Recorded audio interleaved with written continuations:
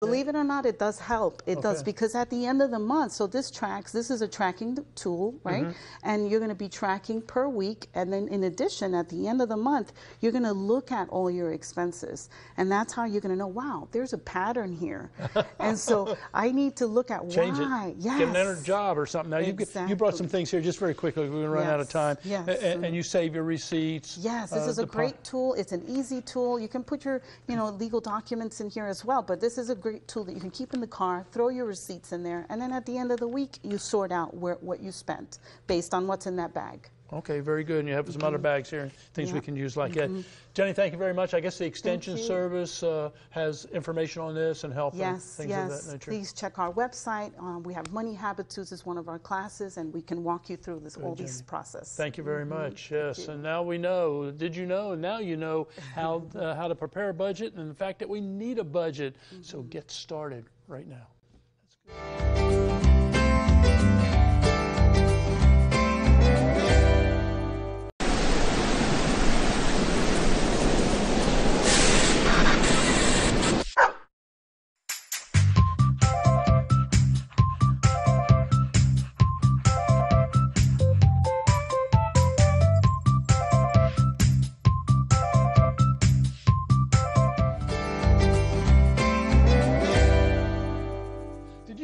That 4-H has a county events program. Well, I know a little bit about it, but not a whole lot. But we have 3 great 4-H members here who are going to help us out today. Lazaro Rodriguez is down on the end down there. Wave your hand. There you go. And then we have Scholar Wassel, and then we have Gabe Rodriguez, and they're all going to help us out a little bit, right? Yes. Okay, I guess we're going to call you Laz, right? Yes, it makes it easier. Laz, what is the county event program? County events is where you show what you have accomplished in that current 4-H year. So let's just say I did knife safety as my project. Okay. I did a what's it called? Little demonstration. Maybe? A demonstration of knife safety. So it's all for kind of presentations you can do, right? Presentations you can do. Scholar, what else can you do? You can do a speech. Okay, that's tough. Yeah, you're speaking today. And Gabe, what would you like to do on something like that? Healthy living. Healthy living, that's important today, isn't it? Yeah. Yeah, we all need to be healthy. Now, Laz, who can participate? Any active and enrolled 4-H member. Okay, so anybody who's been in the club for any period of time can go ahead and participate in county events. What kind of categories do we have? There's healthy living. Okay, and you do that? Yes. You like that one there? There's animal science. Animal science. What kind of animals do you do? I'm doing it's called Pig and Poultry. It's a curriculum that I've been doing. Pig and Poultry? Yes, it's about what a neat poultry. name. I like that. And Wiggles and Wags, which is about dogs. I was going to say that was worms. And Laz? And I'm doing robotics. Robotics, I know. You look like a robotics guy. That's for sure. Scholar, what is Share the Fun? Share the Fun is a talent show where you can show your abilities and strengths in front of other people. Okay. I'm scared we're not going to get the magic trick in, so you have a magic trick for us, right? Yes. Okay. I'm ready to go. Yeah, well, just do it right in front of us right here so camera can see what's going on. Everybody see this? He can also make $20 bills disappear, but we won't do that one. Okay, what do you do? Tell me when to stop. Stop. I'm going to predict that it's an 8 of diamonds. Okay. Wow. Yeah, I guess you can make a $20 bill. I'm not going to do that. Great trick. Very good. Gabe, what are the judges looking for? Smiles, good presentations, and fun. Just kind of what we're looking for today, right? Yes. Yeah. So, Laz, give us some more demonstration exhibits, things like that. Member demonstrations and exhibits are where you speak in front of other 4-H members and judges, and you display a board and you talk about that subject on the board. Okay, and so you have boards that we couldn't use them today because they're up on white boards that really give TV some fun. Yeah, and so your demonstration? Or talk, or what do you do? I did a speech. Speech, okay. Yes. What was that about? I did about General S. Patton Jr. Oh, really? Yes. Do you have to do a lot of research on that? Yes, I did. Yeah. And Gabe, did you do a speech or a talk? You did health, right? Yes, healthy living. It was an illustrated talk. Okay, was that fun? Yes. Okay, well, that's good. And what do you get out of all this here? I mean, it looks like I've got What happens? You get ribbons or what? So you go on stage and you get awards and ribbons, and that's how I got this. You got that one there? Yes. Wow, isn't that kind of neat? That's top prize, isn't it? Uh-huh. Yeah, and then we have others that are bigger. This is for what, the big ones? That's for district events. Okay, well, that's pretty good. So once you do county, you go on to district, and then you go up to state. Is that correct? Yes, but you have to be 14 and older to go to state. Okay, so there's a little limit there, but after a while you can make it up there, right? You stay in 4-H long enough. Thank you, guys. Yeah, Laz, Skylar, Gabe, great job. Thanks for being in 4-H. Well, now we all know what county events is and what it takes to be in there. All you got to do is join 4-H. Could be fun, right? Yeah.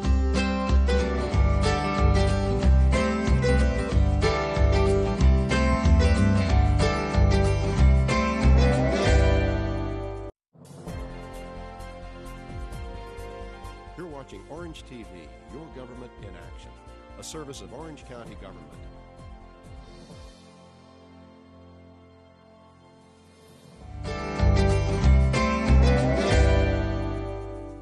Seen any good weeds lately? Well, I bet you don't like weeds any more than I do, but you've probably seen plenty of them, and they're also the topic of our 2-minute pests. So we went over to Amy's house and we found some weeds. My house? I think we were over at your house, I think. Yeah, I bet they came from my house. And you got a neat one here. Yeah, this one is called a wavy leaf basket grass. And this one is really interesting. It's a ground cover, and you can see on the leaf it's actually wavy. So that's how you can kind of tell. It grows very well in the shade. It It grows very well, actually. So that's a pretty common broadleaf weed, one of the ones that we have. You know, I would think if it wasn't for the fact that it died back in the wintertime, it would make a great ground cover for us. Sure, I'm sure it would. We'd probably like to have that one. And this one here happens to be called hawk's beard or youngia. It was one of the first weeds that, you know, these weeds come and go. And it's one that somebody called in and wanted to know if they could eat it. And I shipped it to the university. The university says, well, it's a lettuce relative, but I'm not telling anybody to go through and eat it. So it's another one. You know, a lot of these you can just pull them out, spot kill them if you want. You've got one over there that's really prevalent. Yeah, I do have one over here. A lot of people kind of mistaken this as maybe their turf grass or their grass or even a grassy weed. This is actually a sedge. So you can kind of see on this sample that we have a little tiny sedge head, you know, coming up right here. Yeah. I've got a couple of other samples. There's lots of different types of sedge. Lots of different types of sedge. You can kind of tell the stem is usually in a triangular shape, so you can kind of feel those sides. So that's pretty neat. Always say if it's glossy, upright, and has a triangular stem, it's a sedge. Do this one here for us, will you, so we'll run out of time. Sure, this is another broadleaf weed, and this is the spreading dayflower. You can see the broad leaves on it, and it has this really cute little purple flower on it. What do you think? Yeah, oh yeah, that's cute, except when it's in my yard. Exactly. Yeah. So what do you do about something like that? Pull it out? Usually, if it's this big, I would pull it out by hand. That's going to be your best bet. A lot of time, your best bet is to put a pre-emergent herbicide down before you know that the problem may arise. Yeah. If you know you have this, you want to take care of it before it comes out. Number one summer weed, I'll tell you. Thanks, Amy. Appreciate the extra help there. Thanks, Tom. Weeds, and more weeds. That's what you expect during the summertime. I think the important thing is to have them identified. If you don't know what they are, take a sample to the Extension Service. Agents love to identify weeds, and that'll help you with this 2-minute pest.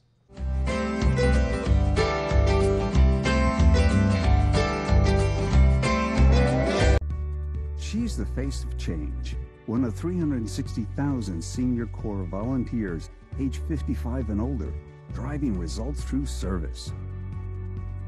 She's the face of hope, helping communities recover from devastating disasters. He's the face of our future, tutoring and mentoring tomorrow's leaders. She's the face of opportunity, one of 25,000 veterans continuing to serve in support of our returning heroes. He's the face of independence, making sure that those who need assistance can remain in their own homes. These are the faces of experience, making a difference for generations. This is Senior Corps. Visit nationalservice.gov. This message brought to you by the Corporation for National and Community Service. You know, almost all of us have some type of spreader, and did you know calibrating a spreader can be beneficial to the environment and also to your pocketbook? Well, here with Kelly Greer with the Florida Friendly Landscaping Program, and I like this. I do too. A little bit of It's noise fun. that it makes there. You know, well, what type of spreaders do we have? Now, this one here is just kind of a simple one. You put the fertilizer in here, and then you go about it, but I guess you can go around just hitting about anything if you want. Yes, it's great for in small spaces or in the landscape Yeah, where a you have little, shrubs very and small things. yard, Yeah, shrubs, things of yes, that nature. yeah, that But works you great. have a pretty heavy duty one right there. Yes, this is a drop spreader, and it drops that fertilizer straight down in that straight pattern, so you would not have to be as worried with having that fertilizer thrown like you Scattering. do with the rotary spreader. Yeah. Now you have another one over here. I do. This is the one I use the most, this type of spreader. Yes, You know, a rotary a spreader. rotary type spreader. And this is very professional, and you can find this at the garden centers as you can any of these. But tell us the advantage of this one here. Well, the advantages are that it has a wider swath, so you're going to make less passes than you would with a drop spreader. But what you have to be careful with on this is that because it does throw the fertilizer, you want to make sure that you have the deflector shield And on that's your way down at the bottom spreader. down here. There it is right there. Because you do not want to put fertilizer on any kind of hardscape or allow it to get into any, if you're near the lake waterways or canals, because you want to keep that fertilizer on the grass where where it's going to be used. Okay, Kelly, now if I'm using this spreader here and the fertilizer deflective shield is on, that means it's not going to go that way, That's right? correct. So if the lake is over here or the sidewalk's over here, then it will push the fertilizer right. this way. That's right. Now, how do I tell which one of these to use? Well, some of it's personal preference, but if you have a smaller landscape, you could use the handheld spreader. This one to me is quicker and puts out more fertilizer, so you're going to finish the job faster, but you really have to be careful with these because of the throw. Yeah, but this one here, I could go out there during intermission time during a football game and get it done pretty quick. You That'd be really kinda could, work. Yeah. yes. The biggest problem I have is where have I been? Yes. So it's the overlap. So on a drop spreader, you're going to run your wheels right on top of each other, so you're going to want to look at what your path was. On this, because you probably have a 10 to 12 foot throw, you're going to want to overlap like 5 feet. So you're going to have to kind of know where that throw Or you is. just put a family member out there right, watching where you've so been. this is where I've been and this is where How I do you need to go. calculate these now? What do we do? Well, I've got the bag over here. Oftentimes on the bag they will have spreader the setting. spreaders, and they'll have spreader settings on here, and you just find your spreader on there, and it's going to tell you where to set this dial so that it's calibrated to put on that 1 pound of nitrogen. Or you figure out what 1 pound of nitrogen is by dividing the first number into Yes, 100, yes. and then you figure that goes over 1,000 square feet, and if you've measured out your yard, That's correct. you know how many thousand square feet you have. See, that makes it kind of interesting. Yes. And then get up on the website too, and all this information's there. Yes, and on they how can to have calibrate. That sounds good. Okay, anything else we should know about them? Looks like it's pretty simple. You just need to do a little calculation. That's right, and get out there in your yard and have fun. Yeah, and it's important to calibrate your spreader, know what the setting should be and how to calibrate it. Get up on the website, you'll get all the information you need on that, and you won't pollute. That's important.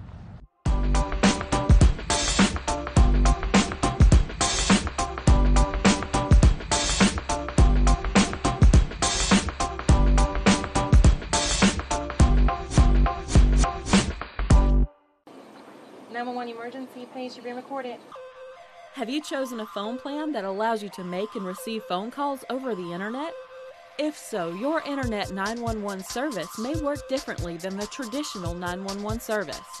It may now require your internet phone provider to update your physical location if you are moving or going on vacation to ensure your 911 call is directed to the correct center, or your phone service may not work during an internet or power outage. Here's what to do. In the event you have to call 911, be prepared to give the operator your accurate location and phone number. And remember, internet phone providers are required by law to have their 911 service information clearly posted. So make sure you look at this information and have a clear understanding of any service limitations. Making sure your 911 access is working correctly can save your life. For more information, contact Laura Kinnear at laura.kinnear@ocfl.net or by calling her at 407-836-9664. Vegetable gardening is very popular today, but you know it can be a challenge. And there's a lot of insects and pests, which are the topic of our 2-minute pests. And so Amy and I brought together all these different plant portions. Why don't you start with one over here that you have? All right, Tom. I have here's a tomato plant, and a lot of people will find something that will look like little zigzags maybe throughout a little trail maybe, and that's something called leaf miner. Yeah. Usually it's not a huge problem. It's usually there for aesthetics, but spinosad would work very well if you wanted to take care of that. It would work, especially if it's a tomato plant my wife has and she wants it to be spotless. Exactly. But you're right. Hey, let me show you one here. I love this one here. This is a little cucumber, of course, and there's a hole right there where a caterpillar has bored into it. And if you break it open, you can see where the caterpillar is tunneling down through these little areas here. Is it down in here somewhere? And one gentleman wanted to know, can you still eat the cucumber? Yeah, you can eat the cucumber. Just cut out the bad parts and keep the good ones. And, you know, caterpillars may be tasty. I don't know. I guess you're sharing your food with your caterpillars. Yeah, then. and you can use Thuricide on this or spinosad there also. Sure. Over here I have corn. You can see it kind of looks like it's been eaten a little bit, chewed off to the side. You'll see little notching and chewing marks, and that usually comes from caterpillar as well. Yeah, they're out there. They love corn. They're pretty nasty. They really do. They love it. You know what I find? Sometimes you'll watch the wasps fly by. They'll go into the corn and pick up those caterpillars. I've actually had wasps control the caterpillars on my corn. Really? Let me show everybody this here real quick. This is downy mildew on cucumbers, really a major problem that we get out there sometimes. And it takes a fungicide, just get one little control downy mildew. Look, this whole plant is just all eaten up by it there. It's actually a fungus. And very quickly, this is a tomato wilt, and it's a fungus gets into the plants, and the plant just dies, right? Still looks good to eat, maybe. Yeah, maybe. Would you eat that? If you want to. No, you can take that home with you today. Okay. Amy, thanks. So anyway, there's some of the pests that affect vegetables, and of course they were the topic of our 2-minute pests.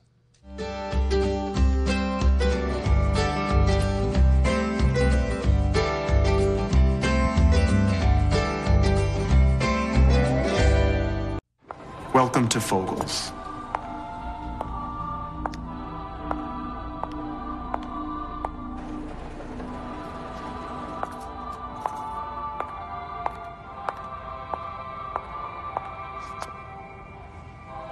Beautiful, isn't it?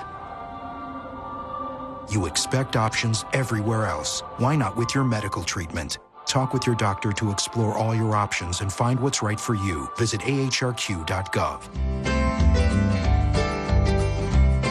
Did you know not everyone has room for a vegetable garden? Sure you did. And that means we're looking for new ways to grow vegetables in a more limited space in our small confines. Well, Amy Vue's with us, University of Florida horticulturist, and she's going to help us out find that extra space. Now, you know, traditional gardens, we still have a lot of them, right? Sure. Yeah, but why would we change over? Well, so traditional gardening, we typically think of in-ground gardening. Yeah. You know, there are so many different reasons, Tom, that we do alternatives to vegetable gardening, and, you know, that may just be because there isn't enough space. You might live in an apartment complex. You might not have the ground. You might not have the land for it. And, you know, it's a lot of fun just trying new, different alternatives to vegetable gardening. I know it is, and I want to tell you, for many years when I had an apartment, this is what I grew plants in. I was probably one of the few people with a vegetable garden on my balcony out there, and flowers and things like that. Tell us about some of these here. So some of the more common alternatives to vegetable gardening usually is in containers, very simple. You can see here we have 3 small containers. You know, some people like to use the 5-gallon buckets that you can get at those big box stores. So those are very easy. You can just pop 1 tomato plant in there, 1 pepper plant in there, and it typically does pretty well. Yeah. Now, Amy, is this going to be too small for most things, or this is a demonstration, of course, but what we could be planting here? We could have some radishes? We could probably plant some small roots. So whenever we're looking at alternatives, and if we're doing container gardening, we really have to think about the mature size of the plant. So how big is that plant actually going to get? Is that root system, is there going to be enough space for that root system? So it really just depends on what kind of plant that you're going to plant. If you were to do something small like this, then maybe this is just the in-between from this pot, and then once the roots start growing, then you can go to a new pot, a bigger pot. Now this one here has a lot more room. Yep, so this one is actually a little demonstration of a raised bed. So that's pretty common, a raised bed garden. They're popular today, yeah. They are very popular, and so this is just kind of a small version of this. But it just goes to show how easy this actually is a type of container gardening. It's just a bigger container. Now, is the depth overly important, or with a raised bed? Typically, we recommend at least 6 inches so that your plants do have those roots and that root system can grow. Yeah. Now, I have one here that you brought. I'm just going to hold this one up out front here for a second. Tell us about it. So this is another container. This is a self-watering container system. And so look down side, you can see you put soil in here, right? Yep, you put soil in it. You can water it underneath. And so, that water just kind of sits in there, and the roots are able to take up that This is for water. the lazy gardener. That is for the lazy gardener. You put nutrients in here, too, I think, right? So it's all good there. Okay, now the last one we have over here is this one. I'll move it over just a second. And this is a demonstration one again. And tell us what we have here. So this is also becoming pretty popular. This is a hydroponic system, very easy for homeowners to do. This is a floating hydroponic system, and all you have to do is put water at the bottom with nutrients. And so you'll have a water nutrient solution, and you have these pots right here, and these are net pots. And so you'll put, the plant inside something called rock wool. And then after that, once they start to root, you place them into these little holes on the foam, leave them on top of the water, let them float. As long as they're getting that water and nutrients, and they're good to go. And this will be floating right in here. This will be floating. Yeah. And I guess the trick is keeping the water up. Yep. And then I guess when you need to, you put more nutrients in? Absolutely. You'll do another nutrient water solution, and you'll just keep adding to that. Amy, thank you very much. Thank good you, Tom. information. We can all put it to good use. Thanks. Now you know, if you don't have room for that big garden, maybe you can use a container a little bigger than this, or one even a little bigger than some of the others that you've seen here today. So put it to work in your yard.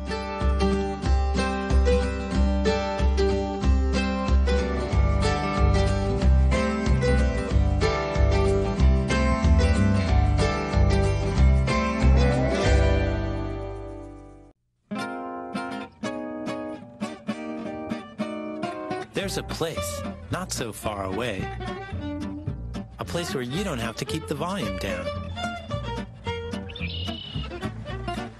or clean up your room, a place where you don't have to make time for free time. You don't have to do anything but show up. You'll find all sorts of creatures in this place without have to. The silly you. The proud you. You may even meet the curious you. Tickling me. You! There are lots of yous to catch up with. Ask your parents to take you to this not-so-far-away place. Come to the forest, where the other you lives. But first, stop by discovertheforest.org. Did you know vines can be attractive plants for your landscapes, but they can also be out-of-control problems?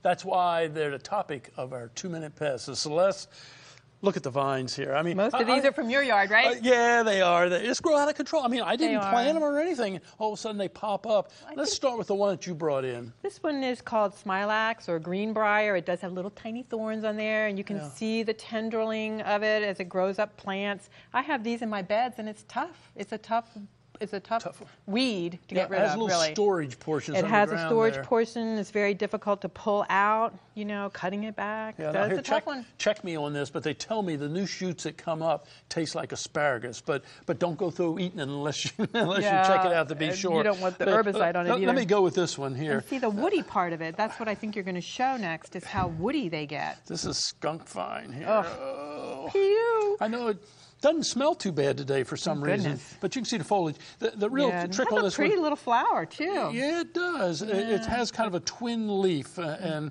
that's one way to identify it. But when you break the leaves, it's no doubt that it's skunk vine. Yeah. How about the one you have? This one is the balsam pear or the bitter melon. Yeah. But this is what happens. The birds eat these seeds, and they spread on the little red seeds and spread them all over the place. Over the place. And this one spreads just by seed, and next thing you know, you're looking at your plant and it's covered in a vine. You know, the neat thing about this one here is if you can get the root, find the root, just pull it up. You don't have to take the vine out because the whole thing's going to die. It's normally one big major root there. Let me show you the last one we have here today. This is Virginia creeper, and you pointed out that this one here, if it has 5 leaflets, which this does in most portions, it's okay. But if it's leaflets 3, poison ivy. Let it be. But a lot of people think that's an irritant plant too. Yeah. I've never had any problem with it that way, but you know, you can. If you had these vines, you'd have to pull them out, or you have to go through and get a brush killer at your local garden center and just follow the label on the instructions. So vines can be a real problem. Now you know that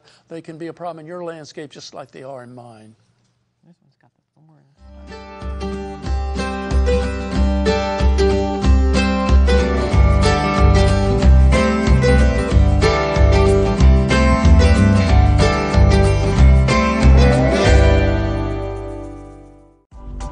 Everybody has a fertilizer bag, right? Well, it's important if you're going to be out and fertilizing the lawn or shrubs or whatever it might be. Now, did you know it's important to read the label on the fertilizer bag? Kelly Greer from our Florida Friendly Landscaping Program here at the Orange County Extension Center is with me. And, you know, what is the best fertilizer?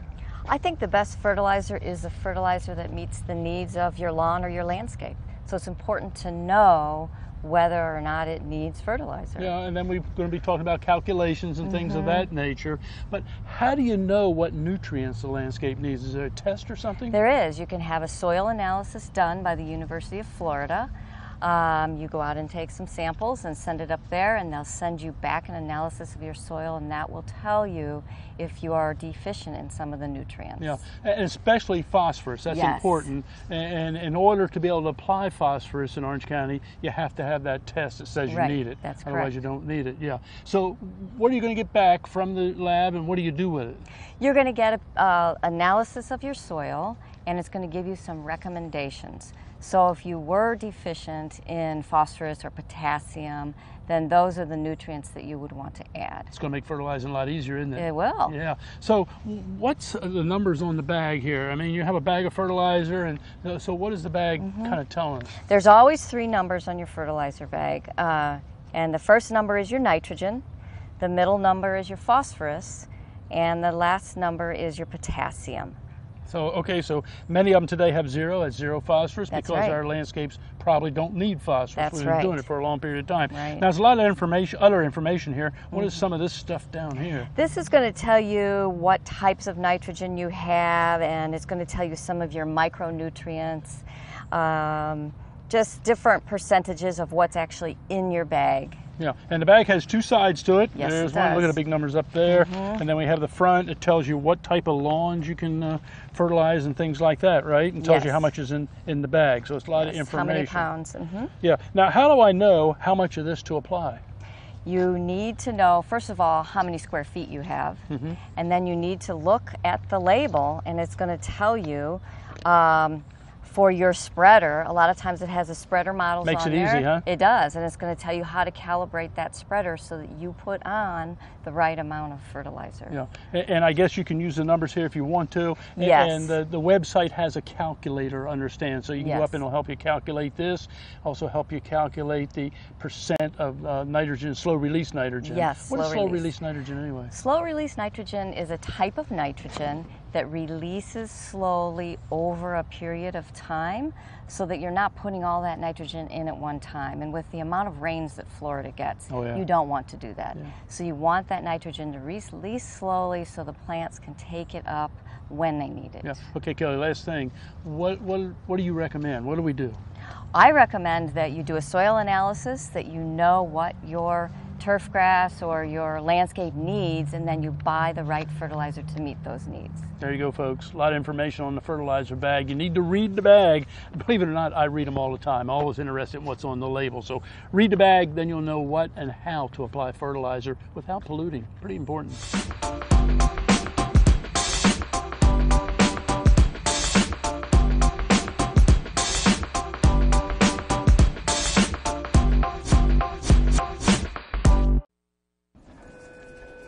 Ooh, it looks like fluid buildup. So what do we have, people?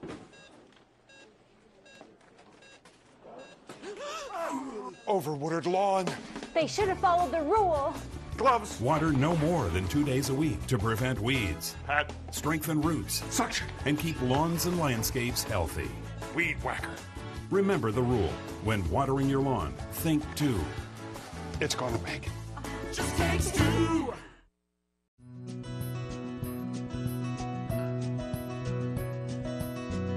Like I said, every time I put out my garbage, the bears knock it over, so we figured that the carts would help me having to clean it up every time and keep them from getting free food.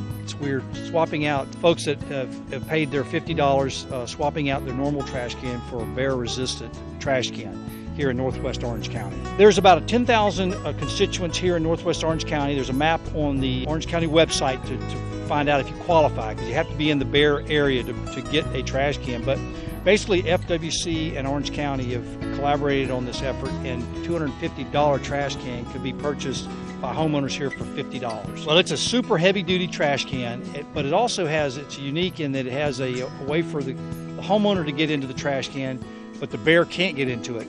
Well, these carts, they are pretty durable, and they have a gravity latch mechanism that's built into the cart that allows the cart, when it's picked up at a certain angle, once the gravity puts pressure on that latch mechanism, it forces it to open, and the garbage actually comes out of that cart.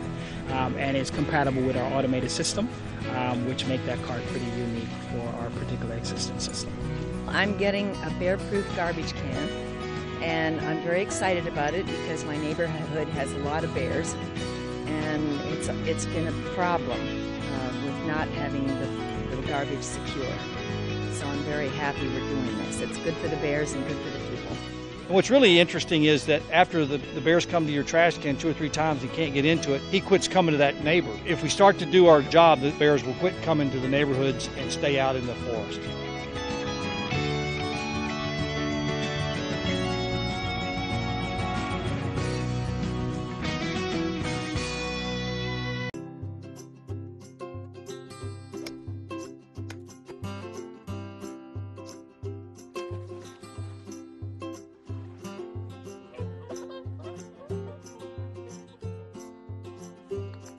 Think you found every hazard out here today?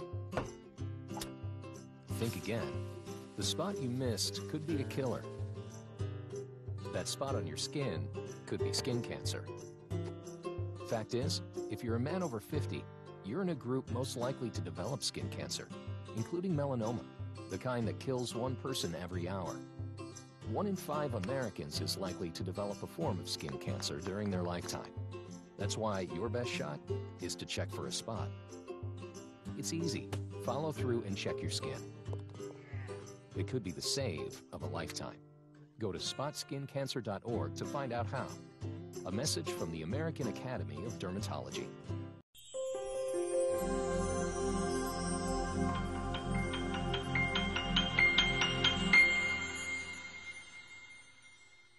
Seen the trees at Lake Eola? They're huge! Lake Eola bandshell, it's huge!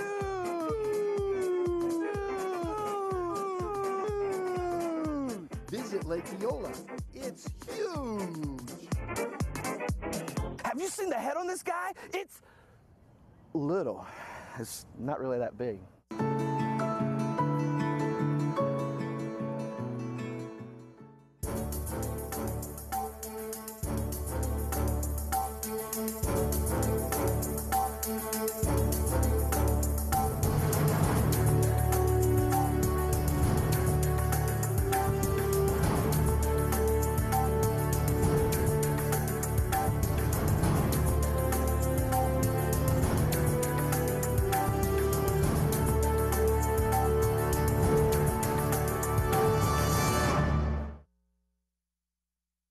Good afternoon and welcome to the October 22nd regularly scheduled meeting of the Orlando City Council. We're going to begin today's proceedings with the invocation offered today by Joseph Richardson of the Central Florida Free Thought Community. Joseph is a native Floridian born in Jacksonville, grew up here in Orlando. He earned his bachelor's and master's degrees in computer science at the State University of Albany in New York and has worked in that field for roughly 30 years. He moved back to Florida in 1999 with his wife and 3 boys. For the last decade, he has developed and maintained middleware for a retail transaction processing system used by about 250 universities and 3,300 merchants in the U.S. and Canada. He likes to ride his bike, but was mostly sidelined last year, but he's proud of his wife, who recently completed a half Ironman in Augusta, Georgia. For the last 5 years, he's been working with the Central Florida Free Thought community and now sits on the board. Their mission is to uphold the First Amendment, create a community for non-theists, and educate the public on issues related to the First Amendment and non-theism. After the invocation will be led in the Pledge of Allegiance by Commissioner Ings. You may stand or remain seated.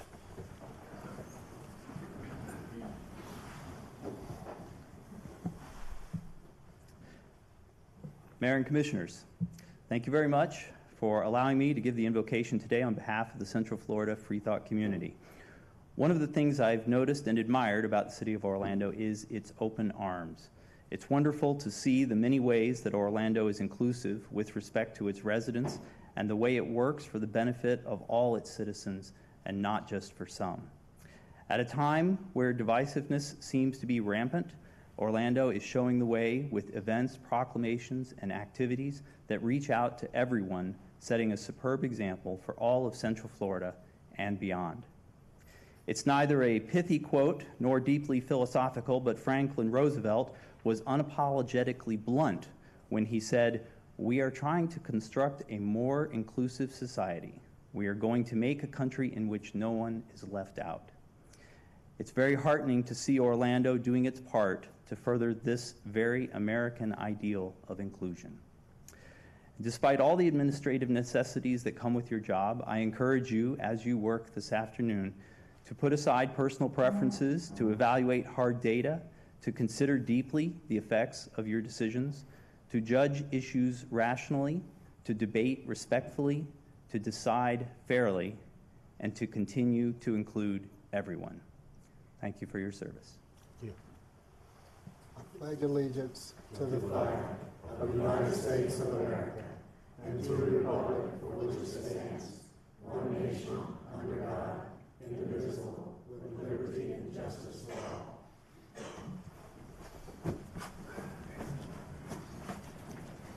Thank you, Mr. Richardson.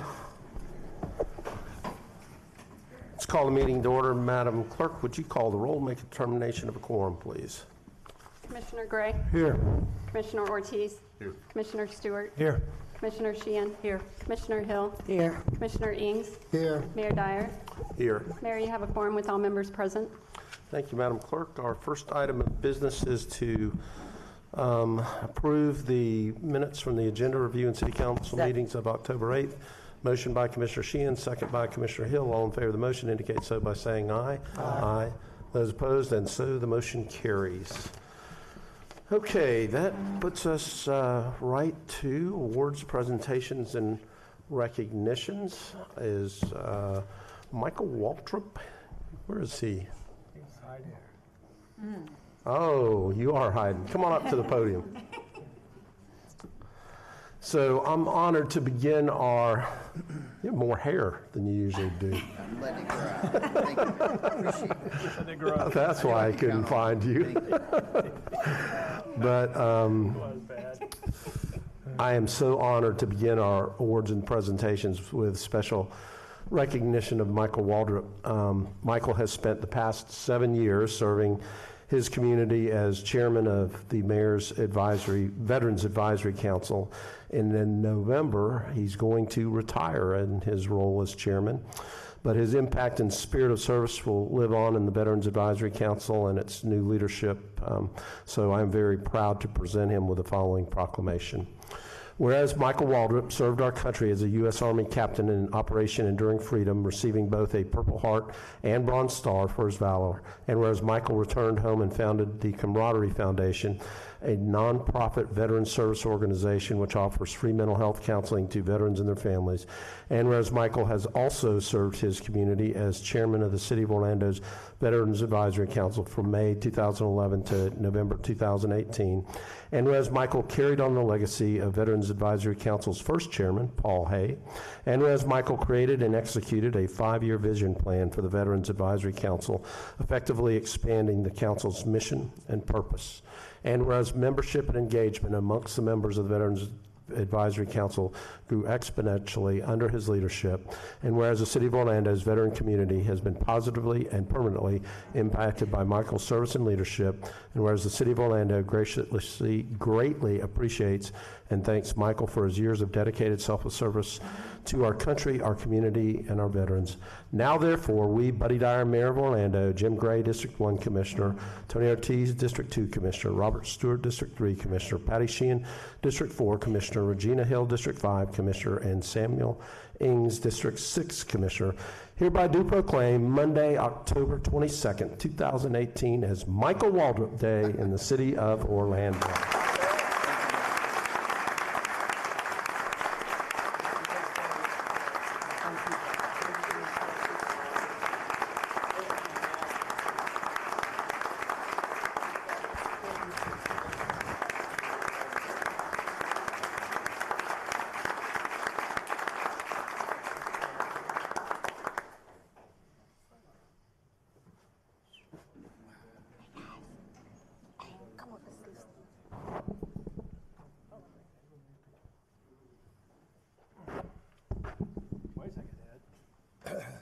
We want to stand up for this one.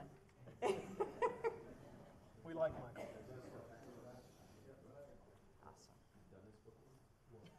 Awesome.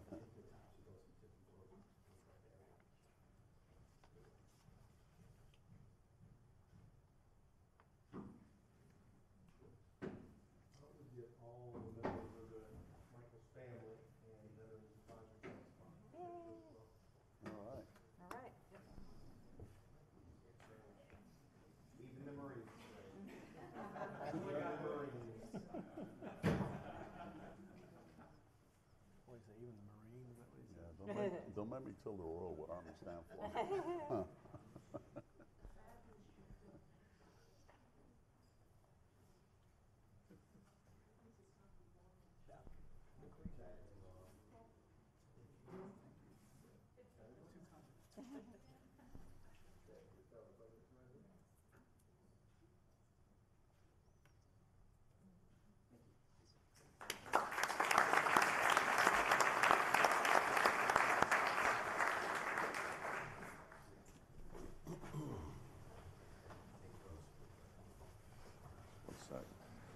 So we have found, Michael and I, and selected someone to carry on his tradition as the new chairperson of the Veterans Advisory Council, and she is with us this afternoon, but I'd like to give Michael the honor of introducing her.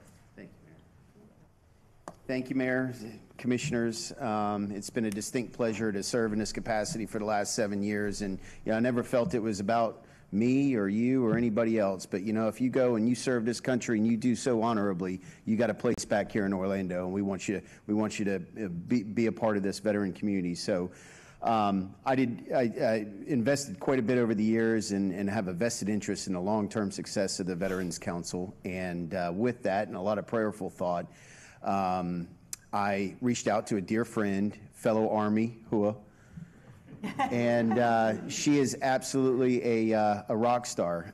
She is a manager with Lockheed Martin, served our great country in the United States Army, and her name is Priscilla Kalajian. Priscilla, you want to stand?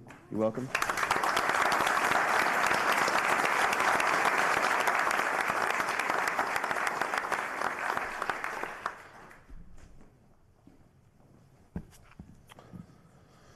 Okay, Priscilla, big shoes to fill, but I know you can do it.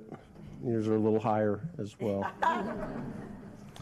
Okay, as we continue to honor the legacy of Harriet Lake, one of our region's most compassionate and generous philanthropists, I want to join my colleagues on the council today and present a special resolution commemorating Harriet's lifelong commitment to the betterment of our community. And we just had the opportunity to break ground on the new ballet center, which will bear Harriet's name. I guess that was last week, Wednesday or Thursday. And I want to acknowledge that Shelley Lake is here with us, and Shelley is Harriet's daughter. right here in the beautiful Harriet Lake coat. So I would, along with Sybil and several others related to the ballet. So what I'd like to do is read this resolution and then have the entire council come down and let's do a picture with Shelley. Whereas philanthropist Harriet Lake was born Harriet Tuck on April 7th, 1922, as one of 7 children, and after growing up in Lebanon, Pennsylvania, she earned a degree at Westchester State Teachers College and later earned her master's degree at Rollins College. World War II changed her career plans, and she became a Marine in 1943 and honorably served our country.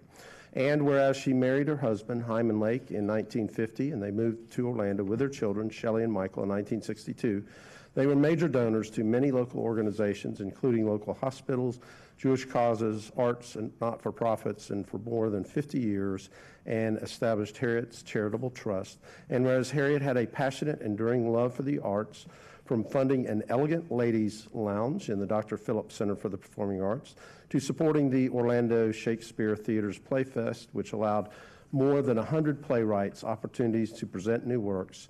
And whereas Harriet's name will live on through many projects she and her late husband funded, including Harriet's Orlando Ballet Center, which will be built in Lock Haven Cultural Park, and the Harriet and Hyman Lake Cultural Auditorium at the Jewish Community Center, Harriet's Bar and the Lounge Shakespeare Center, the Harriet Performance Hall at the Mad Cow Theater, the Harriet Lake Costume Shop at the University of Central Florida, Harriet's Theater at Seminole State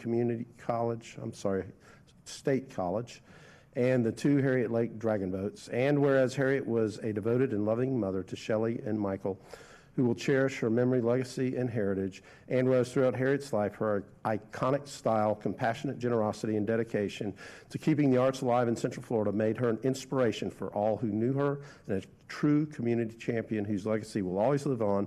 Now, therefore, we, Buddy Dyer, Mayor of the City of Orlando, Jim Gray, District 1 Commissioner, Tony Ortiz, District 2 Commissioner, Robert Stewart, District 3 Commissioner, Patty Sheehan, District 4 Commissioner, Regina Hill, District 5 Commissioner, and Sam Ings, District 6 Commissioner, on behalf of the citizens of Orlando, present this resolution to her family as a testimonial of the high esteem, love, and appreciation that we have for Mrs. Harriet Lake.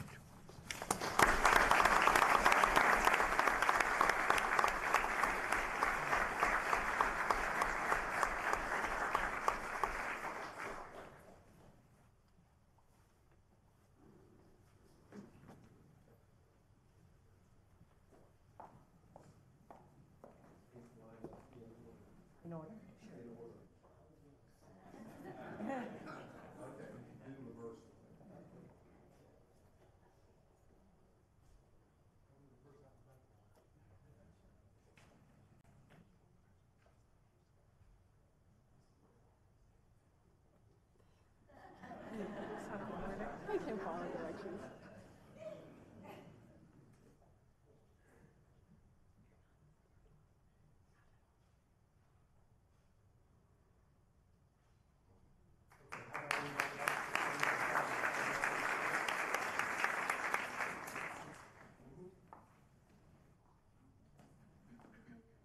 David?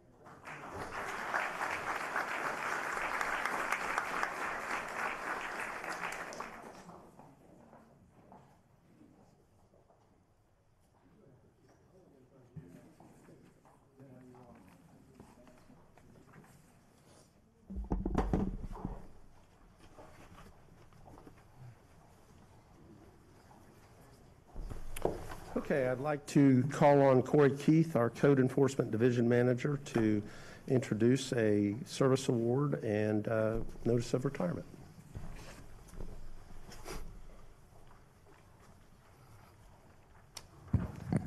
Thank you, Mayor. Thank you, Commissioners.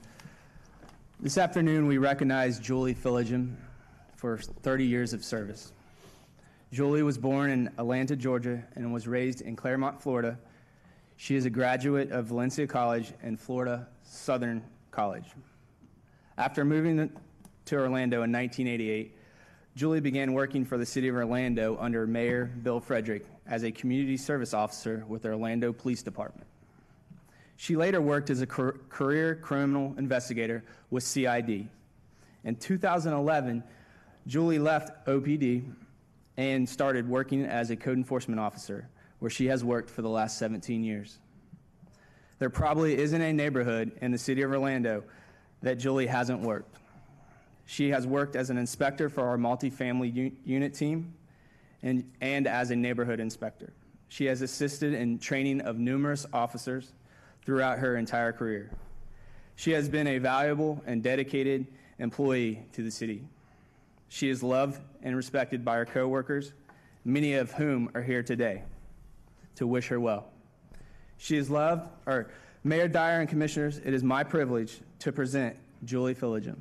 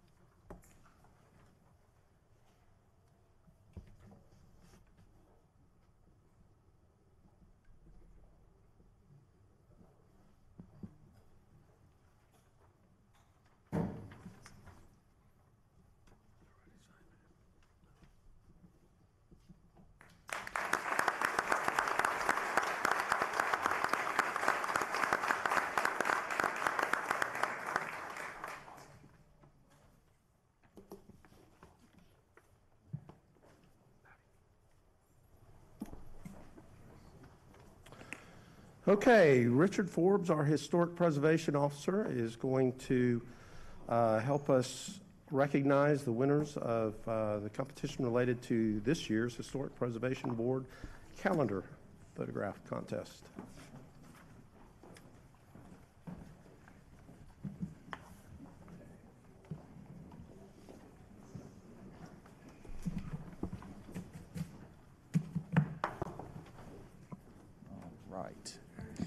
All right, thank you, Mayor Dyer. Thank you, Commissioners.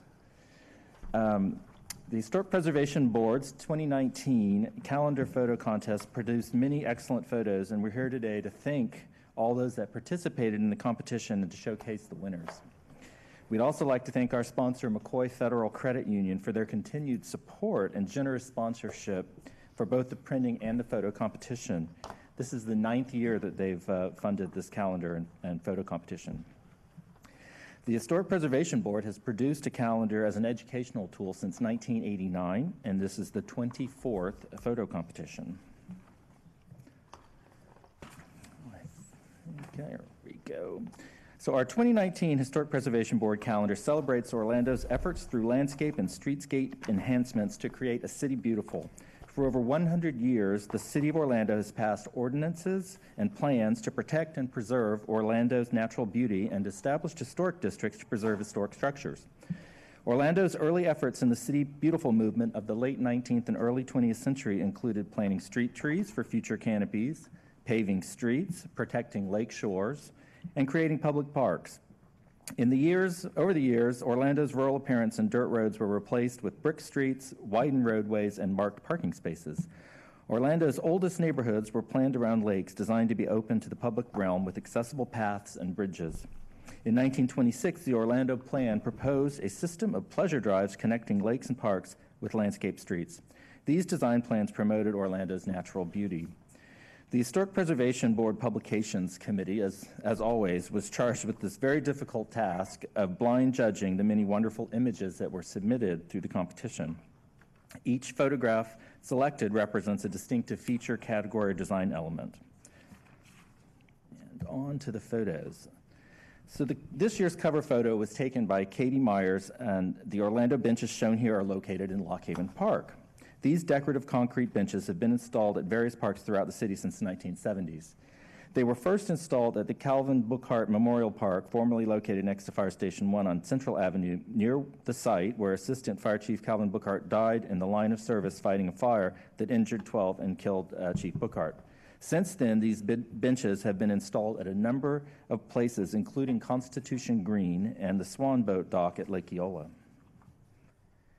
January's image of Dubstred Golf Course was taken by Scott Nichols. Golf is a landscape game where players are challenged by the elements of nature. Early Florida golf courses were created for resorts along railroad lines beginning in the 1890s through the golden age of golf course architecture from 1900 to the 1930s. In 2015, to recognize Florida's golf heritage, the Florida Department of State Division of Historical Resources created the Florida Historic Golf Trail Program to enhance public awareness of 53 of Florida's historic golf courses. Of course, Dubstred Golf Course is included as one of these historic courses. Dubstred originated in 1923 after H. Carl Dan had a disagreement with the Orlando Country Club and decided to form his own. The story goes that the course evolved by Dan and a couple of members hitting shots through the woods. Where each ball landed, a sand trap was placed, leading to the course name. Dubstred combines dubs, which is a term for a novice golfer, with the word dread, the feeling that any new golfer would get at playing this course. So Dubstred remained in the Dan family until the 1970s, when the city purchased the course and club. In 2008, the course underwent an extensive rehabilitation, and golfers can still enjoy the same beautiful scenery and challenges of the original course.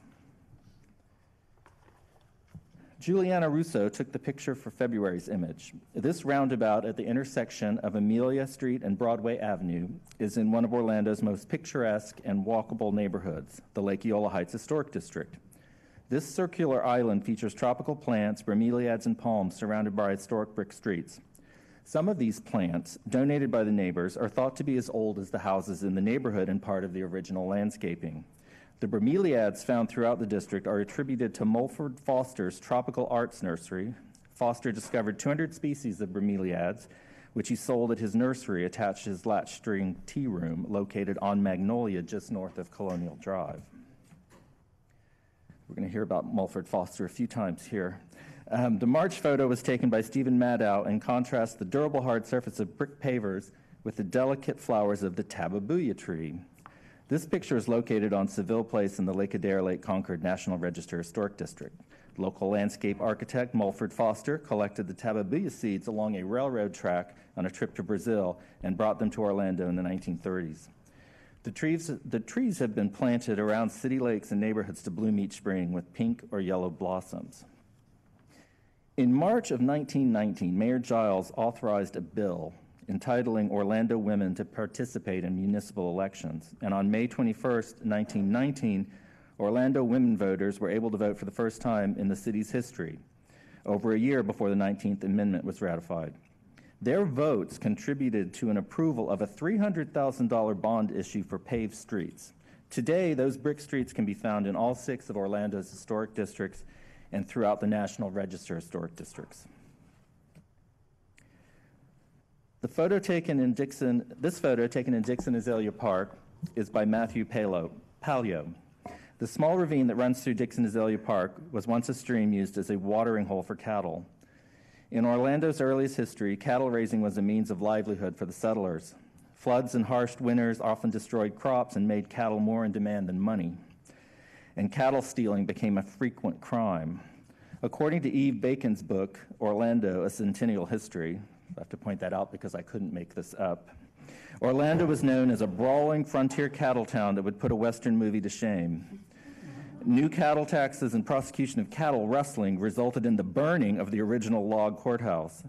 The cattle feuds also bred the rivalry of the Mizell and Barber families, Orlando's version of the Hatfields and McCoys.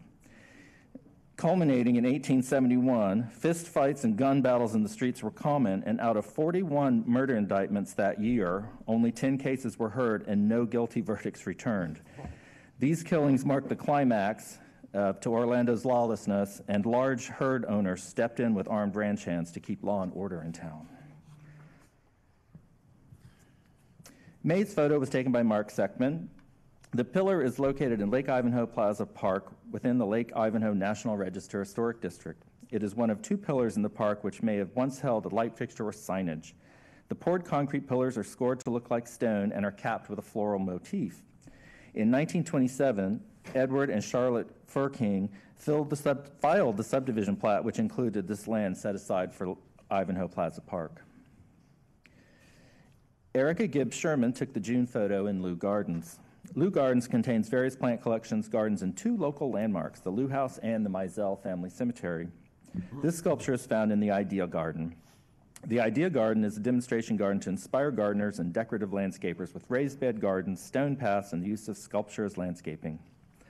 The first owners, Angeline and David Mizell, settled on the land in 1858 and farmed cotton, corn, and sugarcane. Harry P. Lou bought the land in 1936 and created his tropical gardens. He traveled the world acquiring many varieties of rare and interesting plants. The Lou House has been restored to reflect the history of the house and turn-of-the-century Florida living. Mr. and Mrs. Lou donated the home and surrounding gardens to the city in 1961. July's photograph is by Darlene Kaiser and shows another area of Dixon Azalea Park. In 1924, Senator Rose gave 5 acres to the city for a park known as Senator Rose Park. The property became overgrown because at the time the city did not have a parks department or a way to keep it up. And in 1935, local landscape architect Mulford Foster was asked to design a new layout with water features, bridges, paths, and landscaping. The project, including building the walls and steps through the park, was completed through the Works Progress Administration, part of Franklin Roosevelt's New Deal program. The park was renamed for H.H. Dixon, who was an Orlando business pioneer and civic leader who was instrumental in planting azaleas across the city. In 1991, H.H. Dixon Azalea Park became an Orlando historic landmark. This moonlit shot of the Lake Eola Fountain was taken by Stephen Maddow. Originally called the Centennial Fountain and later renamed the Linton Allen Fountain, it commemorates the city's centennial of becoming the county seat and gaining recognition by the U.S. Post Office in 1857. It was turned on at 8 p.m. October 5th, 1957, with citizens surrounding the lake and the old courthouse clock chiming 100 times. As part of the grand celebration, waters taken from 5 international fountains were poured into the basin to mix with the waters of Lake Eola. Alyssa Taylor captured the September photo. This image is one of the 2 gateway arches marking the entrance to Lancaster Drive from Fern Creek Avenue. The earliest pictures we have of the gates are from 1935 and show the original Mediterranean revival structures that had a ceramic tile roof on the towers. The tiles have unfortunately been removed, and the 1935 picture also shows that the gates included benches and landscaping, which included a palm tree behind each gate. The city approved the gates in 1926, and the gates were constructed sometime shortly after that. The October photo of the Orban Manor gates was taken by Mitchell O'Rear. The Orban Manor gates were erected in 1924 at the intersection of Orange Avenue and Clay Avenue and served as the entry point to the Orban Manor subdivision. This is the physical division between Orlando and Winter Park and derives its name from the first few letters of each city. The Walter W. Rose Investment Company tagged the neighborhood the $1 million development of Orlando and Winter Park, and potential buyers were given free orange juice and a chauffeured tour ride around the subdivision to select their lots. The architectural style of these gates is Mediterranean revival, and you can see the terracotta lion's head that forms the spray head for the fountain is centered between 2 arches flanked by the tile-top towers. An interesting 1926 Orlando Sentinel article commented that the Orban Manor Gate has formed a background for thousands of photographs. Its tropical beauty, plainly discernible, makes an appropriate Florida scene to send to friends in the north or to keep in one's album. Alyssa Taylor captured November's picture of the original Sperry Fountain, which is now located in Greenwood Cemetery. The Sperry Fountain, originally in Lake Eola Park, was refurbished and in 2017 placed in Greenwood. The fountain you see at Lake Eola Park is a more durable and exact replica that was recast in bronze using molds made from this original wrought iron fountain. The fountain dates to 1913 when E.F. Sperry, an Orlando pioneer and mayor, gave the city land for the park and money for a fountain. The three birds at the base are ducks beneath a large acanthus leaf bowl, surmounted by a pedestal and a smaller acanthus leaf bowl. The spouting bird at the top is a bittern, a bird in the heron family. It was first turned on in February 1914. Sperry had arrived in Orlando in 1885 and helped form the South Florida Foundry and Machine Works, which likely cast this fountain. He was elected mayor December 1st, 1913, and was the second mayor to die in office in August of 1916. His namesake fountain is now not far from his own headstone in Greenwood Cemetery. The December photo was taken by Bob Eggleston. In 1926, the Concrete Steel Bridge Company was hired to replace a simple wooden bridge across Fern Creek with a larger reinforced concrete bridge connecting the newly brick-paved street. Washington Street Bridge is what they call a closed spandrel bridge, with the three spandrels spanning the creek and two of them acting as covered walkways for pass through the Dixon Azalea Park. Bridge provides a scenic view of the lushly landscaped park. The bridge has a Beaux-Arts-influenced balustrade, and it is unique in that it's the only bridge of its kind in the city of Orlando in Florida. The Washington Street Bridge became a local Orlando historic landmark in 1991. So Orlando has a long history of beautification efforts through planned streetscapes and landscapes throughout the city. This year's calendar showcases our various historic landscape and streetscapes treasures, from our public gardens, parks, and fountains to historic brick streets and neighborhood gates and the city golf course. I want to thank all the photographers that submitted their work, and also thank Heather Bonds, our recording secretary and planning tech, for her research and writing work into this calendar. And thank you to the Historic Preservation Board members and members of the Publications Committee. There are 6 boards outside the entrance to council chambers that show all of the photos that were submitted during the competition. The calendars will be available at the second floor security desk, since we're not using the first floor right now, and at the Orange County History Center and at Lou Gardens. So Mayor Dyer and Commissioner Stewart and Sheehan, would you come down and we'll hand out these things.